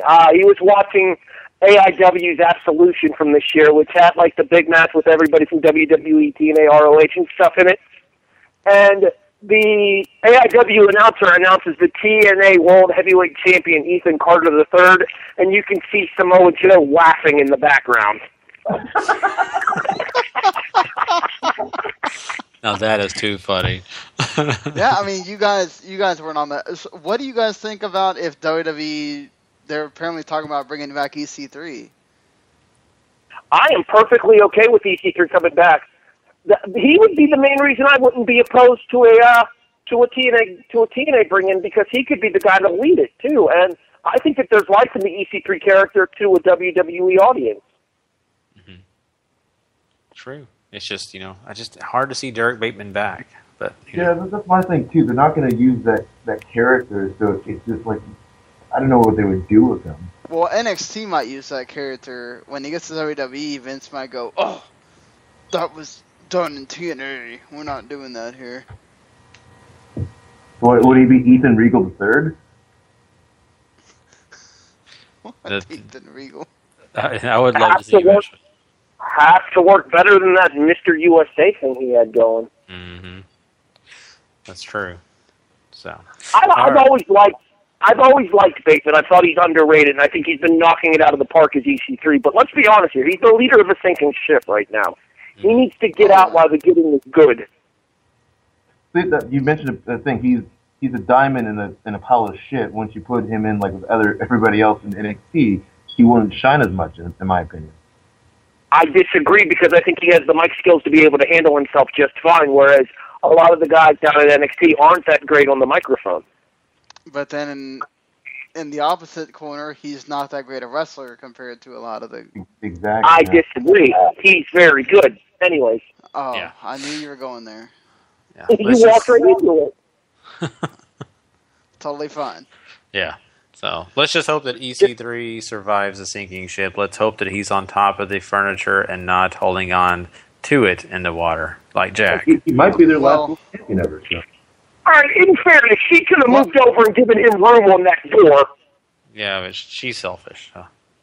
Well, you forget she's people are saying that they need to go to bed. Let's get to this last match. Exactly. We have something else we have to do after this, after Night of Champions. Definitely. So, thank you, Sean. We will move on to the last thing on the docket, and that is this main event with Sting holding on to his chances of winning his first WWE Championship ever. But, we will see in this match that it doesn't go his way. We've talked endlessly about, the spot where he hit his head on the monitor and different things like that, so I won't bore anybody with that. So let's go ahead and jump into this thing head first. Chris, when you watch this match, did Sting do a good job, or do you feel like the 57-year-old man was apparent? Well, I'm glad that he didn't wear a T-shirt. That was like when I was watching Raw, like, why is he wearing a T-shirt? But I'm glad that we didn't get T-shirt Sting tonight. But like we said, he's 57 years old, so I got to give him props for taking the bump that he did.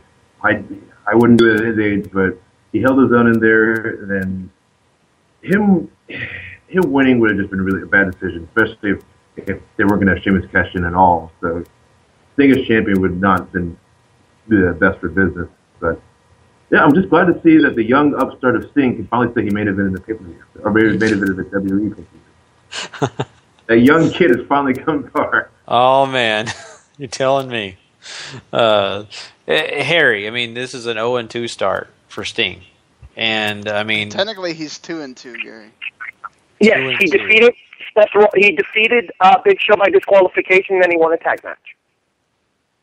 He is 0-2 on pay-per-view though, so Gary was. Yeah, I don't like counting that other stuff. That's just anyway. We'll go with it. But the Raw match to make sure that he would have at least a win on the board. Yeah, I didn't have a problem with them doing the match. Because Big Show wasn't the greatest opponent ever for them to choose, but Or them doing it unadvertised. Could have built a week on that. Got actual ratings from it. Yeah. Yeah. True. But what were your thoughts, Harry, on this whole thing? I was perfectly okay with this match. I thought it was surprisingly well done, given the fact of who all was in it. Here's my thing. Does Sting have any business in a main event in 2015 in the WWE? No. Of course not. But there's a certain part of me that will enjoy the nostalgia of a Sting run in the WWE and be okay with them giving a one-off to the guy as their way of saying, thank you for everything you've done for this business. Here's your opportunity to get your name out there to a much larger audience. And granted, when he was in the NWO and when he was fighting the NWO back in 96, 97, early 98, WCW was kicking the WWF's ass. So this is his opportunity to be seen by a more modern audience and a more mainstream presence, and by that I mean more than 600,000 viewers a week. Yeah. Yeah, that was then. Now they can't even get more than 300,000 something. Yeah. Actually, Sean made it best. I think he said in the group. Have you met Vince McMahon? Do you think he'd let the WCW guy win his belt? He didn't let him go over at WrestleMania. No. It's just I'm fine. I was hoping. I almost thought he would get it when I thought he was going to get the Scorpion the second time, Rollins would tap out, but for what he did, I mean, who would have thought he would do a top rope move and a crossbody to the outside? I don't think anybody. I mean, he did a lot more than I think any of us expected. I feel bad for him again for having to hit his head on those monitors. That freaking sucks. And I think the buckle bomb stuff, all that was a work. I don't think he was really injured. I mean, he's probably feeling it a lot more than he would have 5, 10, 15 years ago, whatever. But I don't. When he fell down, I don't think that was a legit. No, I agree with you. That was my first thought too, Sean. Was it was an opportunity to give Sting a rest break and actually work it into the psychology of the match. Yeah, because it made sense for Rollins to be able to pin him later. Mm-hmm. True. Patrick, I mean, I'm kind of on board with what Harry is saying, because me personally, I'm a WCW guy, so I was on board with maybe Sting winning the world title and then losing it the next night. I don't even care if it's 24 hours. Just him having it on his record, I would have enjoyed it. But what was your thoughts about this match and the fact that Sting did lose? I do think it was pretty much kind of a, hey, it's a subpar pay-per-view, we'll give you a world title match. I think anybody that really is bothered by the fact that Sting's 0-2, look at the two that he's beaten. He lost to, one of the top guys in the company, in Triple H on the grandest stage of, the company that Triple H has been with, since 1997. And then he put over the world champion. Yes, he's no longer the U.S. champion, but he still put over the world champion. He was in a main event match. Was it a B pay-per-view? Yes, but it was still a main event match. It was clear to me that Sting was game. Sting was absolutely game for whatever, Rollins pitched to him or threw at him tonight. I don't, like was mentioned earlier, I don't think anybody was expecting him to come off the top rope with a crossbody. I wasn't expecting him to take a buckle bomb. That's for damn sure. And I was almost kind of wondering if he was going to reverse it into a Rana like Cena had done in the previous match. But, obviously he ended up not doing it. Anybody who actually wanted Sting to win and actually be the world champion is out of their fucking mind. Jesus. So, Man. Damn. That was how you really feel, Patrick. Yeah, really. Well, hang on, I'm not done. Okay, people were already complaining when Brock Lesnar was the world champion and being a part-time champion. But all of a sudden, people want Sting, who's not only a part-timer, but a part-timer with an even smaller schedule than Brock, and also has 20 years on Brock, and they want him to win? No! Screw that! What? I just want to add the caveat that I did want Sting to win, but I had the caveat of Sheamus cashing in. Oh, I'd much rather Sting walk out the show and show up on Raw as champion than Sheamus cashing in. I'd much rather Sheamus never cash in and never cash in one day late. I'd much rather him just forget he had the... I do like the fact how they teased it, though. I thought that was really well done. Triple H is pimping, or really telling Rollins, okay, it's your time, man. Take the rest of this pay-per-view, and then Sheamus is like, right behind him, yep, he's ready. I'm ready too. Okay. Yeah. And then I think with the teased cash in after, I almost thought for a minute that Rollins was going to pull triple duty. Maybe, obviously the last match wasn't going to be that long, but I almost had a small inkling. Maybe we were going to have Rollins pull triple duty, maybe a 5, less than 10-minute match, maybe 5 to 8 minutes, with Rollins potentially getting the win or some kind of DQ finish. But I almost did have that small feeling when I saw what time it was when Sheamus ran out. Mm-hmm. No, I think a lot of us did, and I was wondering if it was coming too. I really thought, hey, there's a great chance that they just skip the part where Sting wins and just go straight to the fact that Sheamus cashes in. But yeah, I mean, all these things considered, Sean. I mean, you're looking at the landscape and everything, and then of course we get Kane coming out and choke slamming both Seth Rollins and Sheamus. Kane.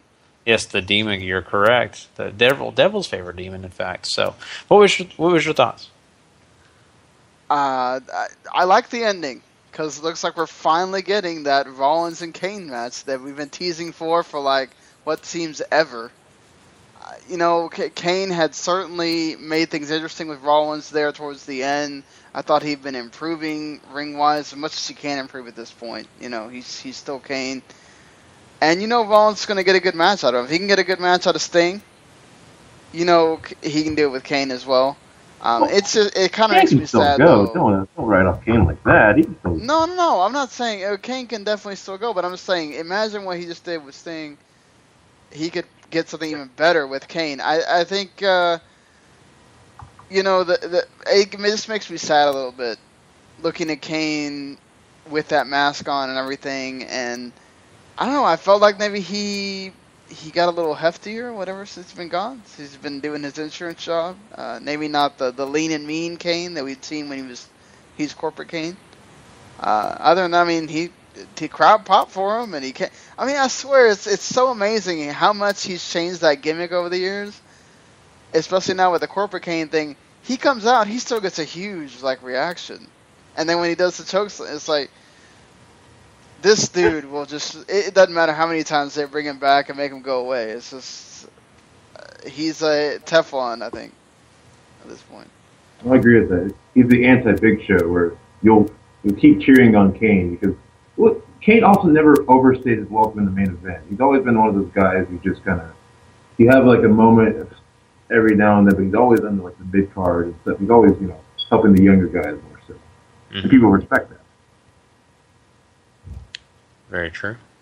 So, well, like I said, it was a interesting main event, and Seth Rollins is still your WWE World Heavyweight Champion. So we will have to see how Monday Night Raw goes down post Night of Champions. There will be a lot of stuff, I'm sure, that will happen that we'll either be upset or happy about. But you know what? There's one last thing we've got to do before we. You can go listen to Harry and Tony and Jimmy Christopher and everybody else who calls in during that show. It feels like they have a zillion call-ins at this point sometimes. Yeah. Break it all down after Raw's over. Yes. It certainly feels that way to me too, Sean.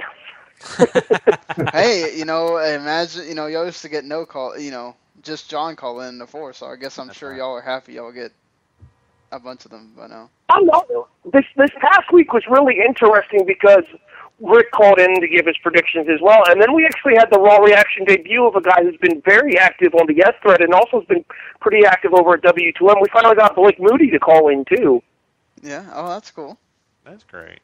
That's awesome. I have to say, he sounds nothing like what I thought he would. Don't you love that? When you think you got somebody down, you think that you know how they're going to sound, and then you get them, and it's like, what? Yeah. Okay. He is arguably... He has one of the thickest Southern accents I have ever heard, and it threw me for a freaking loop. Wow. Yeah, I kind of felt the same with the James Fonte, who has called in on our show, and he's great. And I just kind of, I always did. I never knew who he was from, and so I thought the same thing. So he's a great guy. Just didn't never picture that. So yeah, that voice doesn't say Indiana, does it? Yeah. No. Not one bit. Especially because we had Eric call on the Eric Dwayne call on the sports show, and he's also from Indiana, lived there for a long time, and totally different. Mm-hmm. Yeah. So it's great. We love these call-ins. I know the reaction loves them. We love them. It's a lot of fun. So just as long as they as long as they can understand you're calling in, you're not staying the whole show. Yeah, definitely. I get that. Yeah, for sure. I agree. I actually do have a one small announcement before we get to our final reaction for the pay-per-view. Patrick and I have been talking, and we've been thinking that we might be bringing the Wrestling Unwrapped back from hiatus soon. Great. Awesome. Yeah, we haven't officially worked out a date, but we're definitely been talking. We were definitely saying we want to bring back the show from hiatus. Okay, definitely.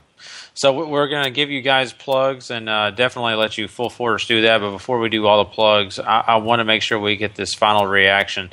So, Harry, I'm going to turn it over to you to do it. All right, thank you very much, Gary. This is your final reaction for WWE Night of Champions. I am hosting this. I am Harry Broadhurst of the Raw Reaction. Chris Lemchi, are you still with us, sir? I'm still in, sir. All right, what was your favorite moment from tonight's pay-per-view? Favorite moment, probably as everyone's getting the table.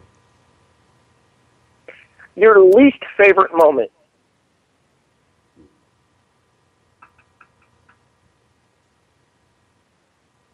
Hello? Probably still thinking about it.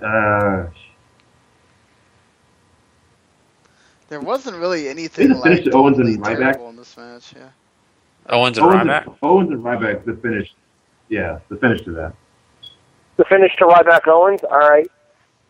Your number grade, since we do numbers here on WU2TM. Jesus. You butchered it pretty well there, Harry. Wow. It is WU2TM. Okay, it's WU2M because you guys silenced the, but still. Okay. What is your number grade for WWE Night of Champions? I would give it at a 10. Yes, out of 10. I'd give it maybe a 7. This is an average show. It's a good setup show for the next pay-per-view. And also, I wanted to mention about the main event. It's also a good play on the story between Rollins and Triple H now. Rollins beat Sting completely clean, whereas Triple H needed about an army to do it at WrestleMania. So I hope they play that back up. Yeah. And your MVP for tonight's pay-per-view? Got to give it to the world champion, Seth Rollins. Wrestling twice, and he had a good match of both men, wrestled two distinctive styles. No, Seth Rollins for the win. All right, Gary, do you want to do plugs for podcasts after we do the reactions, or do you want to wait until the end of the show for those? I know. As soon as we get done with the reaction here, you guys are going to plug away. All right, so then let's continue on here. Patrick, can you hear me, sir? Yes, I can. Your favorite part of tonight's pay-per-view? I think my favorite moment was actually probably Charlotte actually getting the win over Nikki for the Divas title. Your least favorite part of tonight's pay-per-view? How the six-man tag finished, and it's not just me being the Jericho mark. I understand where you're coming from there. It's more to do with the fact that the focus was left solely on Jericho, Reigns, and Ambrose, and they completely whitewashed the Wyatt family out of it. Yeah, the Wyatt family didn't even matter, and they were the ones who picked up the win. All right, so the next question I have for you is, what is your overall numerical score for Night of Champions? Better than SummerSlam, but not great. I would probably stick around the same. I'll go with 6.5 rather than 7. No. And your show MVP? Same as before. Got to go with the world champion, Seth Rollins, for being able to do something that really had been done in 2 title matches, and not just 2 title matches, but do them back to back. The last hour was a Seth Rollins show, and I thought he performed absolutely phenomenally. Given the fact that he had to go almost a full hour. Yeah, one of the things you'll notice about Rollins is the fact that they've been putting him in the position to succeed with some of their booking, and then other parts of the booking have been putting them in positions to fail. Tonight was where they put him in a position to succeed, because he had 2 very strong performances back-to-back against 2 surefire Hall of Famers for the WWE there. I think that does nothing but elevate Seth Rollins as champion, especially picking up a clean win, regardless of the fact that it's a 56-year-old Sting that he beat cleanly. He picked up a clean win over a surefire Hall of Famer in the main event of tonight's pay-per-view. Sean. Yep. Your favorite moment from tonight's show? I'd have to agree with Patrick here, Charlotte winning. your least favorite moment of tonight's show? The 6-man. Anything in particular about it, or just the overall way that? 6-man, that whole thing. All right, I'm inclined to disagree with you, but to each their own. Your numerical score for Night of Champions? I'm gonna go with a 7. You had 2 title changes that should have happened, did happen, in good matches. You had a great match with Cena between Rollins, and you had Sting, I think, overperform with Rollins having to pull double duty and still doing some great stuff there too. So I mean, I don't think there was really anything totally bad on this show at all. Your MVP for the show? Seth Rollins. It has to be Seth Rollins. I mean, when you pull double duty and you go, Jay Lethal did open and close, doing the last hour yourself in 2 different matches. That's a feat that not a lot of people can say they did. Gary. Yes, sir. Your favorite moment from tonight's show? I would have to say, for me personally, it wasn't the best moment of the night, but for me, my favorite moment was Kevin Owens winning the IC title. Your least favorite moment? It has to be that backstage segment with Charlotte Flair celebrating with Rick and the rest of the PCB. I think that was kind of weak. Your overall numerical score? This show wasn't just awful. It wasn't wonderful. I'm right there in the middle. So when I go average, I go 7. 7 seems a little high for average to me, but very well. Yeah. Your definition of averages. Yeah, you have to understand my rating score. It's very weird. No, I mean it's fine. Anything that it contains decent wrestling is above a 5 to me. Mm-hmm. If I can get anywhere from 2 to 3 good matches out of a show, I'm satisfied, regardless of what else happens on the show.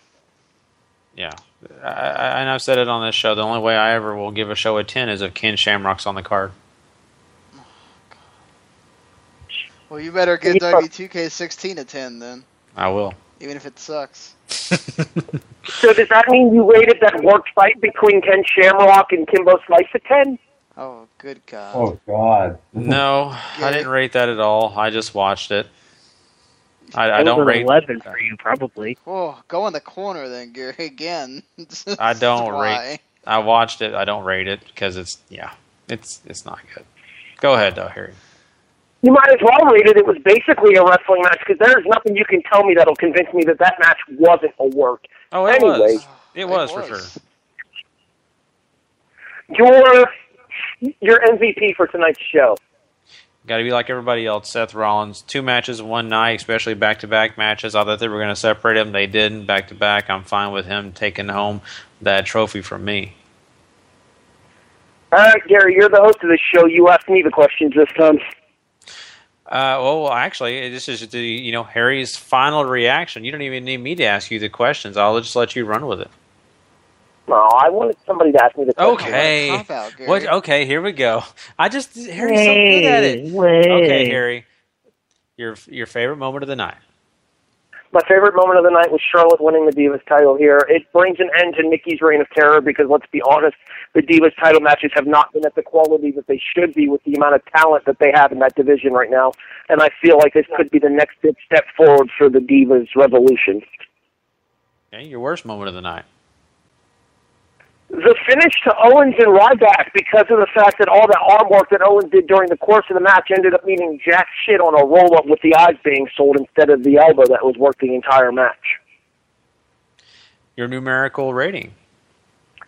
I'm right there with most of the rest of my co-panelists here tonight. I gave it a 7. I really enjoyed the show. It wasn't anything great, but it was definitely a good way to spend 3 hours on a Sunday evening. And, of course, your MVP. Oh, there's no doubt here. It has to be Seth Rollins. Seth Rollins single-handedly carried the last hour of this pay-per-view. Awesome. Well, there you go, guys. You got all the final reaction from all of us. It was definitely a good show. Wasn't great, but it was good. You can obviously tell about all our reactions, and I think for the most part we enjoyed Night of Champions. It wasn't something where we were banging our heads on the tables. That's always a positive thing. And of course, we definitely appreciate you checking us all out and listening to everything we all had to say. Want to make sure I give each of these guys a chance to plug their shows. Of course, I'll start with you, Mr. Harry Broadhurst. Go ahead and talk about the reaction. The Raw Reaction is a presentation of the Voice of Choice Nation Network. You can find us every Monday night at 11:30, right after Raw goes off the air on the East Coast. If you're listening to us on the West Coast, we suggest that you wait until your feed ends over there. Otherwise, you will be spoiled, and we apologize for that. Myself, 411 Mania's Raw reporter, Tony Acero, and the MVP, the most valuable producer, and unfortunately the new predictions champion, as if his ego wasn't big enough, Jimmy Christopher, will be coming at you to break down all of the responses for Night of Champions for their perspective, as well as everything that happens on Raw tomorrow night at 11:30 on the Voice of Choice Nation Network. I'm sure you can find Yes Wrestling, W2M sometimes post a link as well. You can find a link to it if you really want to listen. Definitely. And of course, Wrestling to the Max is definitely big supporters of the Raw Reaction. We love these guys. And not only that, our show's on Thursdays now, so everybody, Fridays, really. Yeah, really Fridays if it's on demand. So we always honestly point to the Raw Reaction and say, hey, if you want to hear Raw right away, these guys cover it perfectly. We'll be talking about it on Friday. So, well, I want to make sure I give Mr. Patrick Ketza a chance to kind of give us some more about this great announcement. So, Patrick, I guess great things are going to happen when we get a chance to get a new episode of Unwrapped. Yeah, as Harry mentioned, we are currently talking about, like I said, switching days, and we don't have a date specifically set yet, but obviously keep to not only our Facebook page, our Twitter, at WU Off the Shelf, and Facebook.com, I believe, / Wrestling Unwrapped. We'll definitely have more information in the coming weeks. I'm hoping maybe October. I like how he has to say that with the high pitch too. Hoping. Yeah. All right. Hoping October, maybe November. We'll have to see because not only that, we have to see how our schedules are going to clash coming up in the future. So they said just keep to not only our Facebook page, but our Twitter as well. We'll have more information as we get closer to an actual set date of whenever the hell we're going to come back. But we will be back. Okay. Awesome. That's great news. We were very excited about hearing that, and you'll definitely have to let us know when for sure that episode is. And, of course, we don't want to ever forget the fourth co-host of this show, and he's not filling in for Paul either. Paul is just not here. This guy is always on the show when he can be. He is the fourth co-host on the show, Mr. Chris Lemchi. So glad he was able to join us tonight. And he has a podcast of his own. I want to make sure he gets an opportunity to plug it. Yes, it's the Nerd AF podcast. We don't have a set schedule. We just kind of do it like either bi-weekly or so. Our latest one, we're actually updating and editing. It's about superhero fatigue, if there's too much superhero movies going around. And I wanted to break this announcement here. Since WrestleMania 32 is going to be in the state of Texas, where most of us are based off of, I am actually going to be making a documentary about the road to WrestleMania from the fan perspective. Oh, awesome. Yeah. That's great. I'd love to see. Yeah, so you'll be producing that, and it'll be really cool, man. I'm really looking forward to checking that out. You have to keep us updated on how that goes, Chris. Yeah, right now I'm just kind of collecting some funds, seeing what I can put on, use for actual footage and stuff like that, and I kind of want to get it on the festival circuit to actually, to get wrestling in a more positive light again. I feel like if people saw it from our eyes, the actual fans, they'd see why it's such a big thing or why it should be even a bigger thing. So. Mm-hmm. Wow. Well, maybe W2M will be able to be a part of that. Hopefully, I'd love to be. So we'll see. You just have to let us know. Hey, Larry. Go ahead. Before we get out of here, I just wanted to say fantasy football scoreboard. Oh, okay. Yes, Harry. I know. Don't get me started on fantasy football, you jerk. You left Amari Cooper on your bench, really? Yeah, well, I just wasn't sure with the quarterback situation. I was a little bit nervous. We didn't know who we were getting. It happens. I had someone talk me out of it earlier this morning. So. I mean, always go with your gut. Well, grand scheme of things, it wouldn't have made that big of a difference. Just decrease the size of the loss. Yeah, I know. I'm not doing so well. Maybe having 8 teams is not such a good idea. So. I mean, but hey, since you guys already mentioned it, I guess I have to do it because I'm sorry. I'm not going to get another segue into this. But, we're talking about our leagues. Of course, the W2M League. There's a football league that we're also doing. But those leagues, we're stuck with those players, man. We got to deal with those players all year long. And when Gary does a bonehead decision like not playing Amari Cooper, he's going to suck with that. But, with DraftKings.com, you can actually pick whoever you want to draft. And you don't have to worry about that. You just pick your team. You're good, and you can go the next week and pick a new team. So football season's only just begun, and it already feels like the playoffs at DraftKings.com, America's favorite one-week fantasy football site where millionaires are being crowned all season long. 1 week fantasy at DraftKings means no season-long commitments. It's fantasy football on demand. Play where you want, when you want, with the players that you want, as I already mentioned on here. And with $1 billion up for grabs every week, every game is a big game and every play matters. So 1st and 10 in the first quarter feels like a 4th and goal with 1 second left and a long touchdown run. Could mean more than just a victory for your favorite team. It could mean you just turned your love of football into $1 million payday. This isn't fan as usual.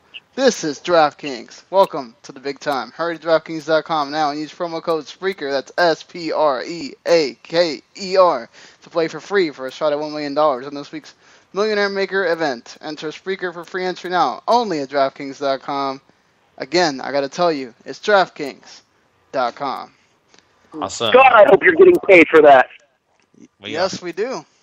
I don't just do free ad reads on this show. What to say? What the hell? Yeah, so there you go, guys, and definitely go check out that DraftKings. You want to win $1 million? I do, for sure. So, this has been a great show, guys, and I want to thank all of you for joining us. And me and Sean are going to do these New Japan preview, the Okayama one, but we want to just definitely thank our guys that came on. They are hosts of this show. Like Harry mentioned earlier, this is not just a W2M special. This is a Wrestling Unwrapped to the Max show. So we are so glad to have everybody that was able to be part of this. Chris, Harry, and of course you, Patrick. We thank you so much for joining us, and we'll talk to you guys soon. Later, everyone. Indeed, always a pleasure. Definitely. So, Sean, go ahead, Harry. Did he already do the if you're not living life to the max thing? Well, we're not do done it at though. the end. We're not done yet. Yeah. Oh, We still okay, got a preview for the show. I'm going to jump in on that, probably. Oh, the New Japan? No, I meant the if you're not living life unwrapped to the max. Oh, okay, I get you. Oh, jeez. We'll have to do it, I guess. One host likes it, the other doesn't. Already. In fairness, Sean butchered the name of the show at the start of it. Oh, well, I didn't. Whatever. It is what it is. I mean, I'm just busting stones. I love it, Harry. We'll let you do it. Which kind of you already did. So there you go. You got it. There you go. Yeah. And I'm going to bed. You guys have fun talking New Japan. All right, thanks, All buddy. right, Later, guys. Have a good night, everyone. All right, Sean. Well, this is time for us to get into some New Japan. Let's do it. Let's do it.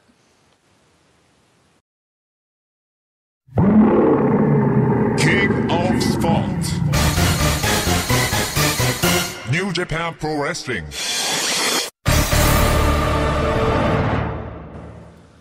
Oh my gosh, it's so great to finally get to talk about New Japan again. I feel bad because I should have been keeping up to date with them and doing the podcast for them and everything on my own, but it's just once we started ramping up for the sports podcast, where we had to be sitting there watching games and paying attention and doing all those season previews and stuff, it was so hard for me to go back and go, okay, I'm going to watch this show, and then there's another show the next week. And now they added 2 more shows. They had another house show this morning, and then they're going to have another one on Tuesday morning, and then they're going to have this show that we're previewing right now, enunciating is apparently not working at 2 in the morning, on Wednesday morning. So this will be the 9:23 show. So if you're looking at it on New Japan World, don't get confused. There's a bunch of Road to Destruction shows, which are like their house shows up to this show. And then there's another show, which is the second part of this show, on 9/27, which is Sunday. So we'll do a special for the second show. We'll preview the second show on Thursday. We didn't officially talk about this. It's in the description. But because Paul's not around, and some things didn't work out for me yesterday where I could get to watch it or whatever. So Gary and I decided to I know it's going to be a week old by the time you guys get to listen to it, but it's going to be there if you want to. We'll do that ROH All-Star Extravaganza review on Thursday along with the review for this show we're about to preview. So, the 2 that are in tandem right now that will do much of shows together, we'll get to do a review of them in tandem as well as the ROH TV show for that week. So, which also includes New Japan folks. So, I think it all works out in the end. But let's get to this show, which again, I should make note, Wednesday, it's airing live. I think it's at, now I'm sitting here having to, why do I not have this prepared in my head? I had it in my head. You started doing all this stuff with the Night of Champions, and I forgot. See how that goes, Gary? Yeah, I know. You got it all down. It's hard, man. It really is, keeping track of everything, especially when you've got 8 things going on at the same time. All right, so it's at 2 in the morning Eastern Time. If you want to watch it live, obviously it'll be on demand available. As long as there's no audio issues, should be on demand available right afterwards. So that's there for you. If if you're one of those like me that you stay up till like 2 or 3 anyway, because doing all these podcasts over the years, I just can't get myself to go to bed before 2 o'clock. So that's just how it works. But let's get on to the actual card. It's in Okayama, Japan, which is in the Momotaro Arena. And these are always 2-parters, kind of like the ones in Sendai earlier in February. The first match is an 8-man tag match. David Finlay Jr., Jay White, Manobu Nakanishi, and Tetsuya Naito, your boy, against Katsuyori Shibata, Sho Tanaka, Yohei Komatsu, and Yuji Nagata. Some young lions. The 2 Maybachs against each other on this show. Usually they're teaming over there on Pro Wrestling Noah. And then you've got your boy Naito, who's in a feud with Katsuyori Shibata.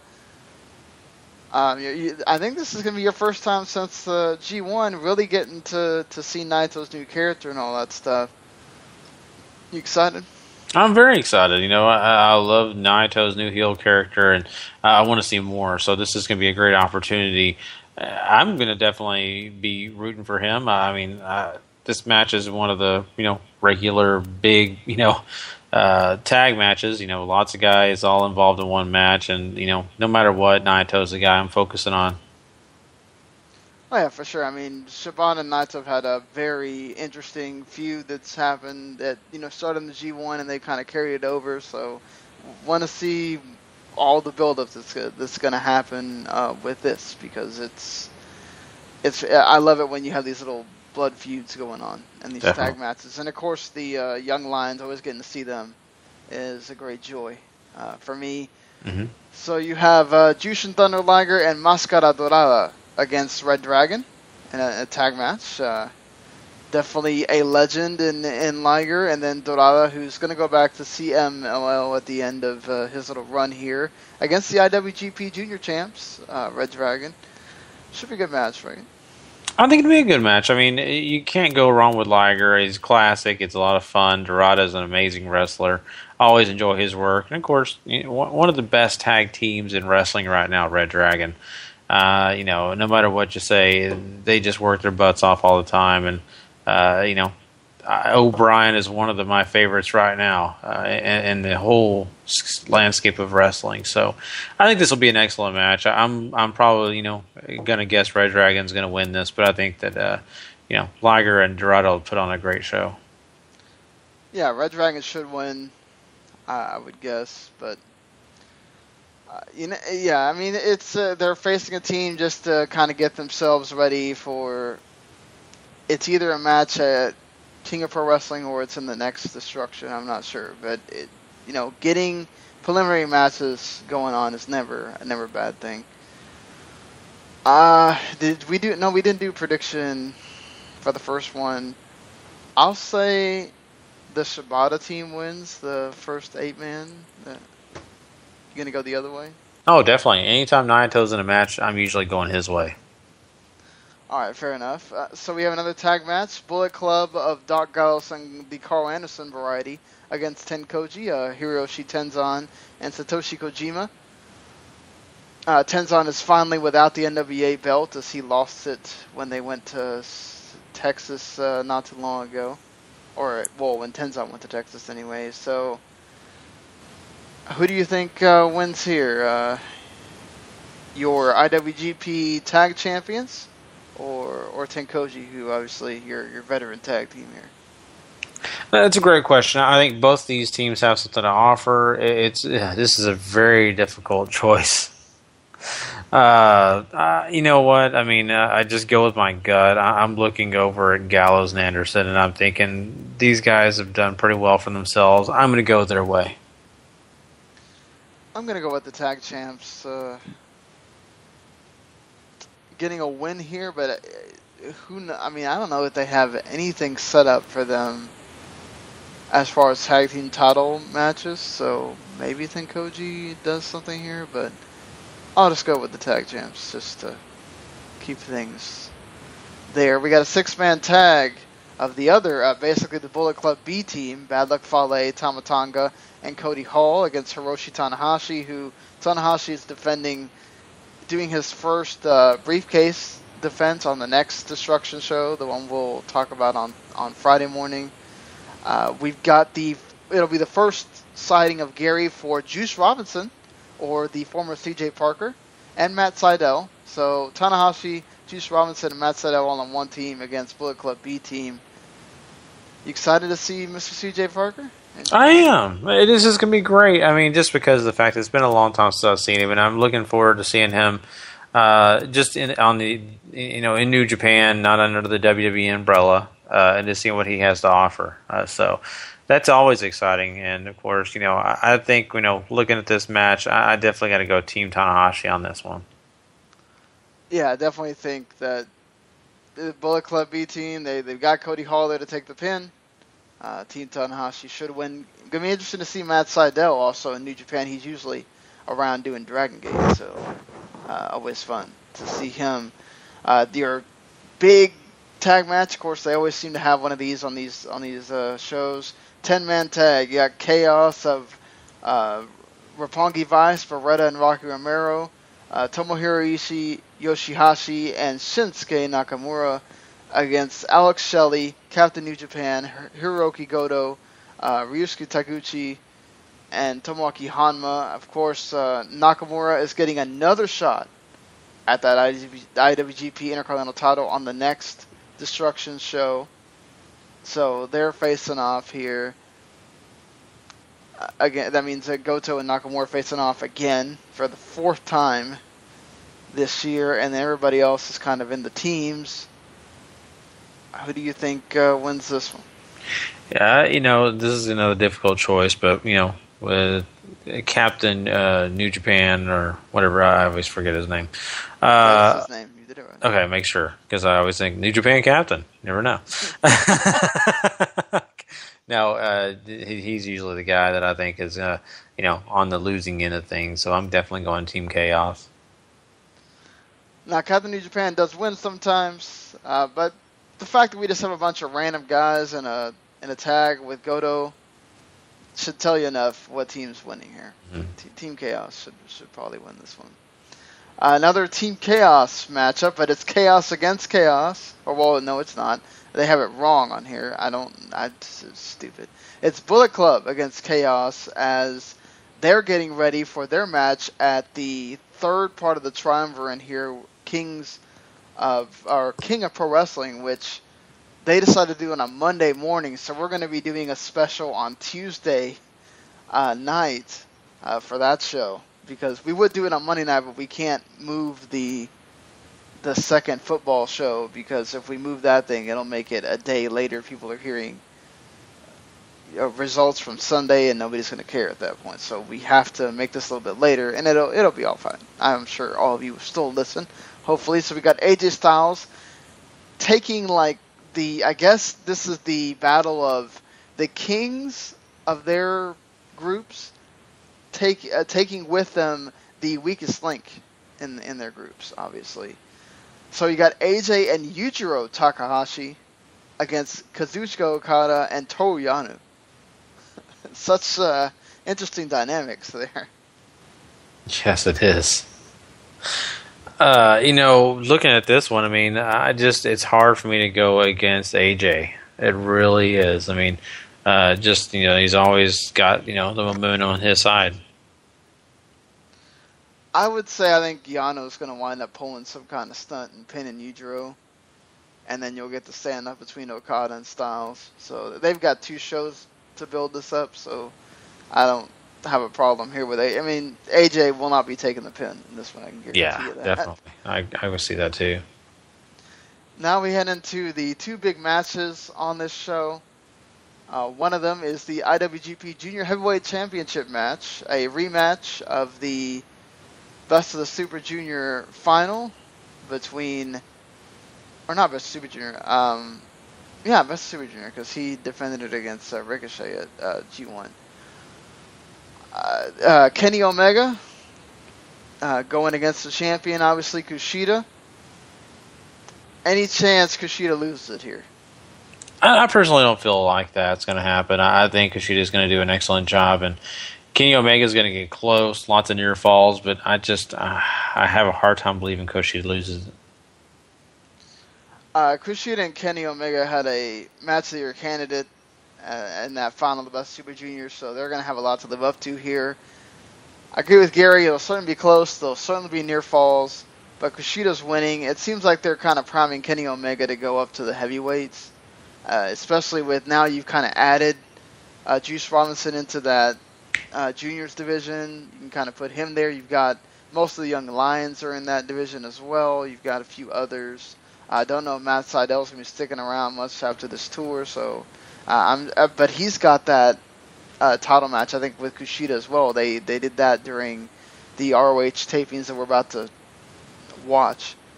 So, that's why they have Matt Seidel here. So we've already got, the Kushida Matt Seidel match that's going to happen soon too. So interesting stuff here for Kushida going forward. I think Kenny Omega's certainly going to be out of this division before not too long, joining his buddy Kushida, formerly of, Kenny Omega used to be part of DDT as well. So it's going to be interesting to see where they go with this. And technically it's your main event of the show.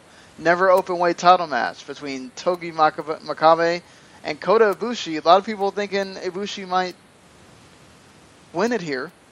Certainly kind of seems that way anyway. Makabe's kind of had it for a little bit. Probably should have never lost it except for him getting sick. That one time it made him not be able to defend it. Think Ibushi wins it here? This one's a close one for me as well, looking at this landscape, because I feel like, Ibushi is definitely a great talent. Going to have a lot of opportunities to win it. Makabe as well. And so, when in doubt, go with your gut, and I'm going Ibushi. I'm going Ibushi here, too. What do you think about, there's a lot of people that have the problem with, Ibushi was obviously, we covered at Wrestle Kingdom 9. Ibushi was challenging Nakamura for that Intercontinental title shot. He lost. He won the New Japan Cup. He lost against AJ in the world title shot. Now he's going for the third singles title in the promotion, or the lowest title you could possibly get. Sort of like your hardcore title, your European title, but this is kind of more like the strongman title, sort of. Mm-hmm. do you see it as like the company's putting him down, or do you see it as a way to like start bringing him back up? You can start with this title, and then later you can go and win the Intercontinental title. Or... That's a great question, and I would assume if they're putting him in any title picture, I don't think it's a bad thing. I think I would worry more if he wasn't. If he was more as just a guy that's in those 8-man tags. I feel like that he may not be at the level that he wants to be, maybe the level of Ibushi fans want him to be, but I think anytime you're in a title picture shot, you're doing okay for yourself. And, I think more along the lines, it could be let's get him a title, let's give him a shot, and we'll move him up when it's time. I definitely agree with you on that. I'm glad you see it that way, Gary, because I see it the same way. You could be sitting there in one of those tags doing nothing, and he's in a title picture. It may not be the title picture you want him to be in. It may not be the, because basically in the Intercontinental title and the IWGP title are kind of 1A and 1B. Just because he's not in those doesn't mean that he can't lift the Never title up to continue to put it higher and higher and have a younger guy with the title now and defending it against some of these veterans and really making a name for himself. Mm-hmm. So, I mean, that's the card. Like I said, we'll be reviewing it on Thursday's show, and then we'll be previewing the show on Sunday, Destruction in Kobe, which features the Bad Luck Fale versus Tanahashi briefcase match, and also the Nakamura and Goto Intercontinental title match as your main events there. Yeah. So there you go. And of course, we want you guys to know we definitely missed Paul Leeser. He's a great guy that's a part of this show full time, but it's just a bummer. He went to a concert, but we love him, so we're going to let him go and enjoy himself. But he'll definitely be back this next Thursday. He'll be a part of our show, and we'll be covering all the stuff Sean already told you about. Plus, we're going to let him give his thoughts on not New Japan. We'll do that too, but Night of Champions. He'll give you all his insight on what he thought, of course, and definitely give you anything that he thought rating-wise that it was. So looking forward to that, and definitely if you are a new listener to this show, we want you to know that, hey, we have a network we want you to go subscribe to. It's called the W2M Network. You can go subscribe to that channel right now. That'll get you all our specials that we do wrestling-wise. Our W2M episodes we do every Thursday night, late at night live. And if you want to get them on demand, it'll be out on Fridays. And if you just hit subscribe, and of course we want you to rate as well. But if you subscribe to that channel, you will get all our shows, including our Football to Football show, and of course cooperative multiplayer, which is full of awesome video games. And Sean will tell you more about that, I'm sure. But no, this is definitely a great network to join. You get all of us. Now, if you want to just subscribe to the wrestling one, you can go find us Wrestling to the Max. That's a great channel to subscribe to as well if you don't want the sports channel or the video game channel stuff. So, but we have a Facebook group you can join for that, which all these guys that you heard on here today are part of. We're doing the pay-per-view contest again, which just started with the Night of Champions, where you can enter to basically, if you're the champion at the end, if you get to the end of Royal Rumble and you have the most points out of anybody, you're going to get $50 in February. So, that's pretty cool there. And then you can go on and book yourself into the championship for the playoffs at SummerSlam in 2006. That's a worlds away now, SummerSlam 2016. But it's pretty cool to be able to do. You can also just go in there and then talk about whatever other topics are in there being discussed. You can post your own stuff. Like I said, that's going to be the hub for when we start doing these what we watched segments, and you guys can go in there and vote and tell us which one you want to watch out of all the category, out of the category and the whichever shows we give you there. There's plenty of reasons to go join that Facebook group. Want to keep that thing growing. We do have the WZM Network Facebook page, which you can just go. All you have to do is like it, and you get. You have to obviously make sure that you're still kind of. I think with the page, what sucks is you have to kind of keep. You may not be active where you're commenting and stuff, but you kind of have to make sure you're looking at it every now and then, or it'll kind of go away from your your feed. So that's the kind of thing that sometimes sucks with Facebook pages. It's hard to keep it in everybody's view. But it is something that is there for you. Not only do you get all the updates on the wrestling show, which if you're not part of the group and you don't, for some reason you don't want to be, you can just like the page and you get all the updates. You'll know when we go live, so you can press play on there and listen to us live. You can also know if the show is on, so you'll know in a few hours it'll hit on demand on iTunes or Stitcher and all those places which you can go review us on, and it helps us out a lot. Hit subscribe, of course, that even helps even more. But you can also find out about, the Football to Football show when it goes live, when the Co-op Multi-show goes live, and you can see all the stuff that we write. Like, I organize things and do, like the round table, I organize that. But Gary, Paul, Chris Lemchi made his debut. Harry's been on there a couple times. All provide predictions for that. So you can go in there, you click on it, and you can read it. Instead of having to go scour 4-on-1 Mania for it, I give it to you all on one page, Games Top 5, it's there. The four-player co-op that Gary and Paul both are on sometimes, that's on there. When Mark has a column, Mark Morrison, who does the co-op multi with me, he'll be in there. Randy Isbell, who does the football show with us, he writes his own video game stuff or whatever, and sports stuff, he's on there. If I write a review of a wrestling show, it'll be on there. I mean, so it's so easy to keep track of all the stuff that we do just on that page. It's kind of like our little mini website right now until we can get one going. So definitely. So lots of great stuff for everybody to go check out. We definitely encourage you to go check it all out, and we want you to be a part of this thing because we love doing it, and we love hearing your feedback. So anything you want to tell us, hey, make sure you get on our Facebook page and tell us whatever you think about the show, or something you really enjoyed, or if you have any questions, hey, send them our way. So we definitely appreciate you checking us out and taking the time to listen. Chris just posted this thing in the W2M page, the group. It's history. 13 years ago to the next month in October here, No Mercy 2002.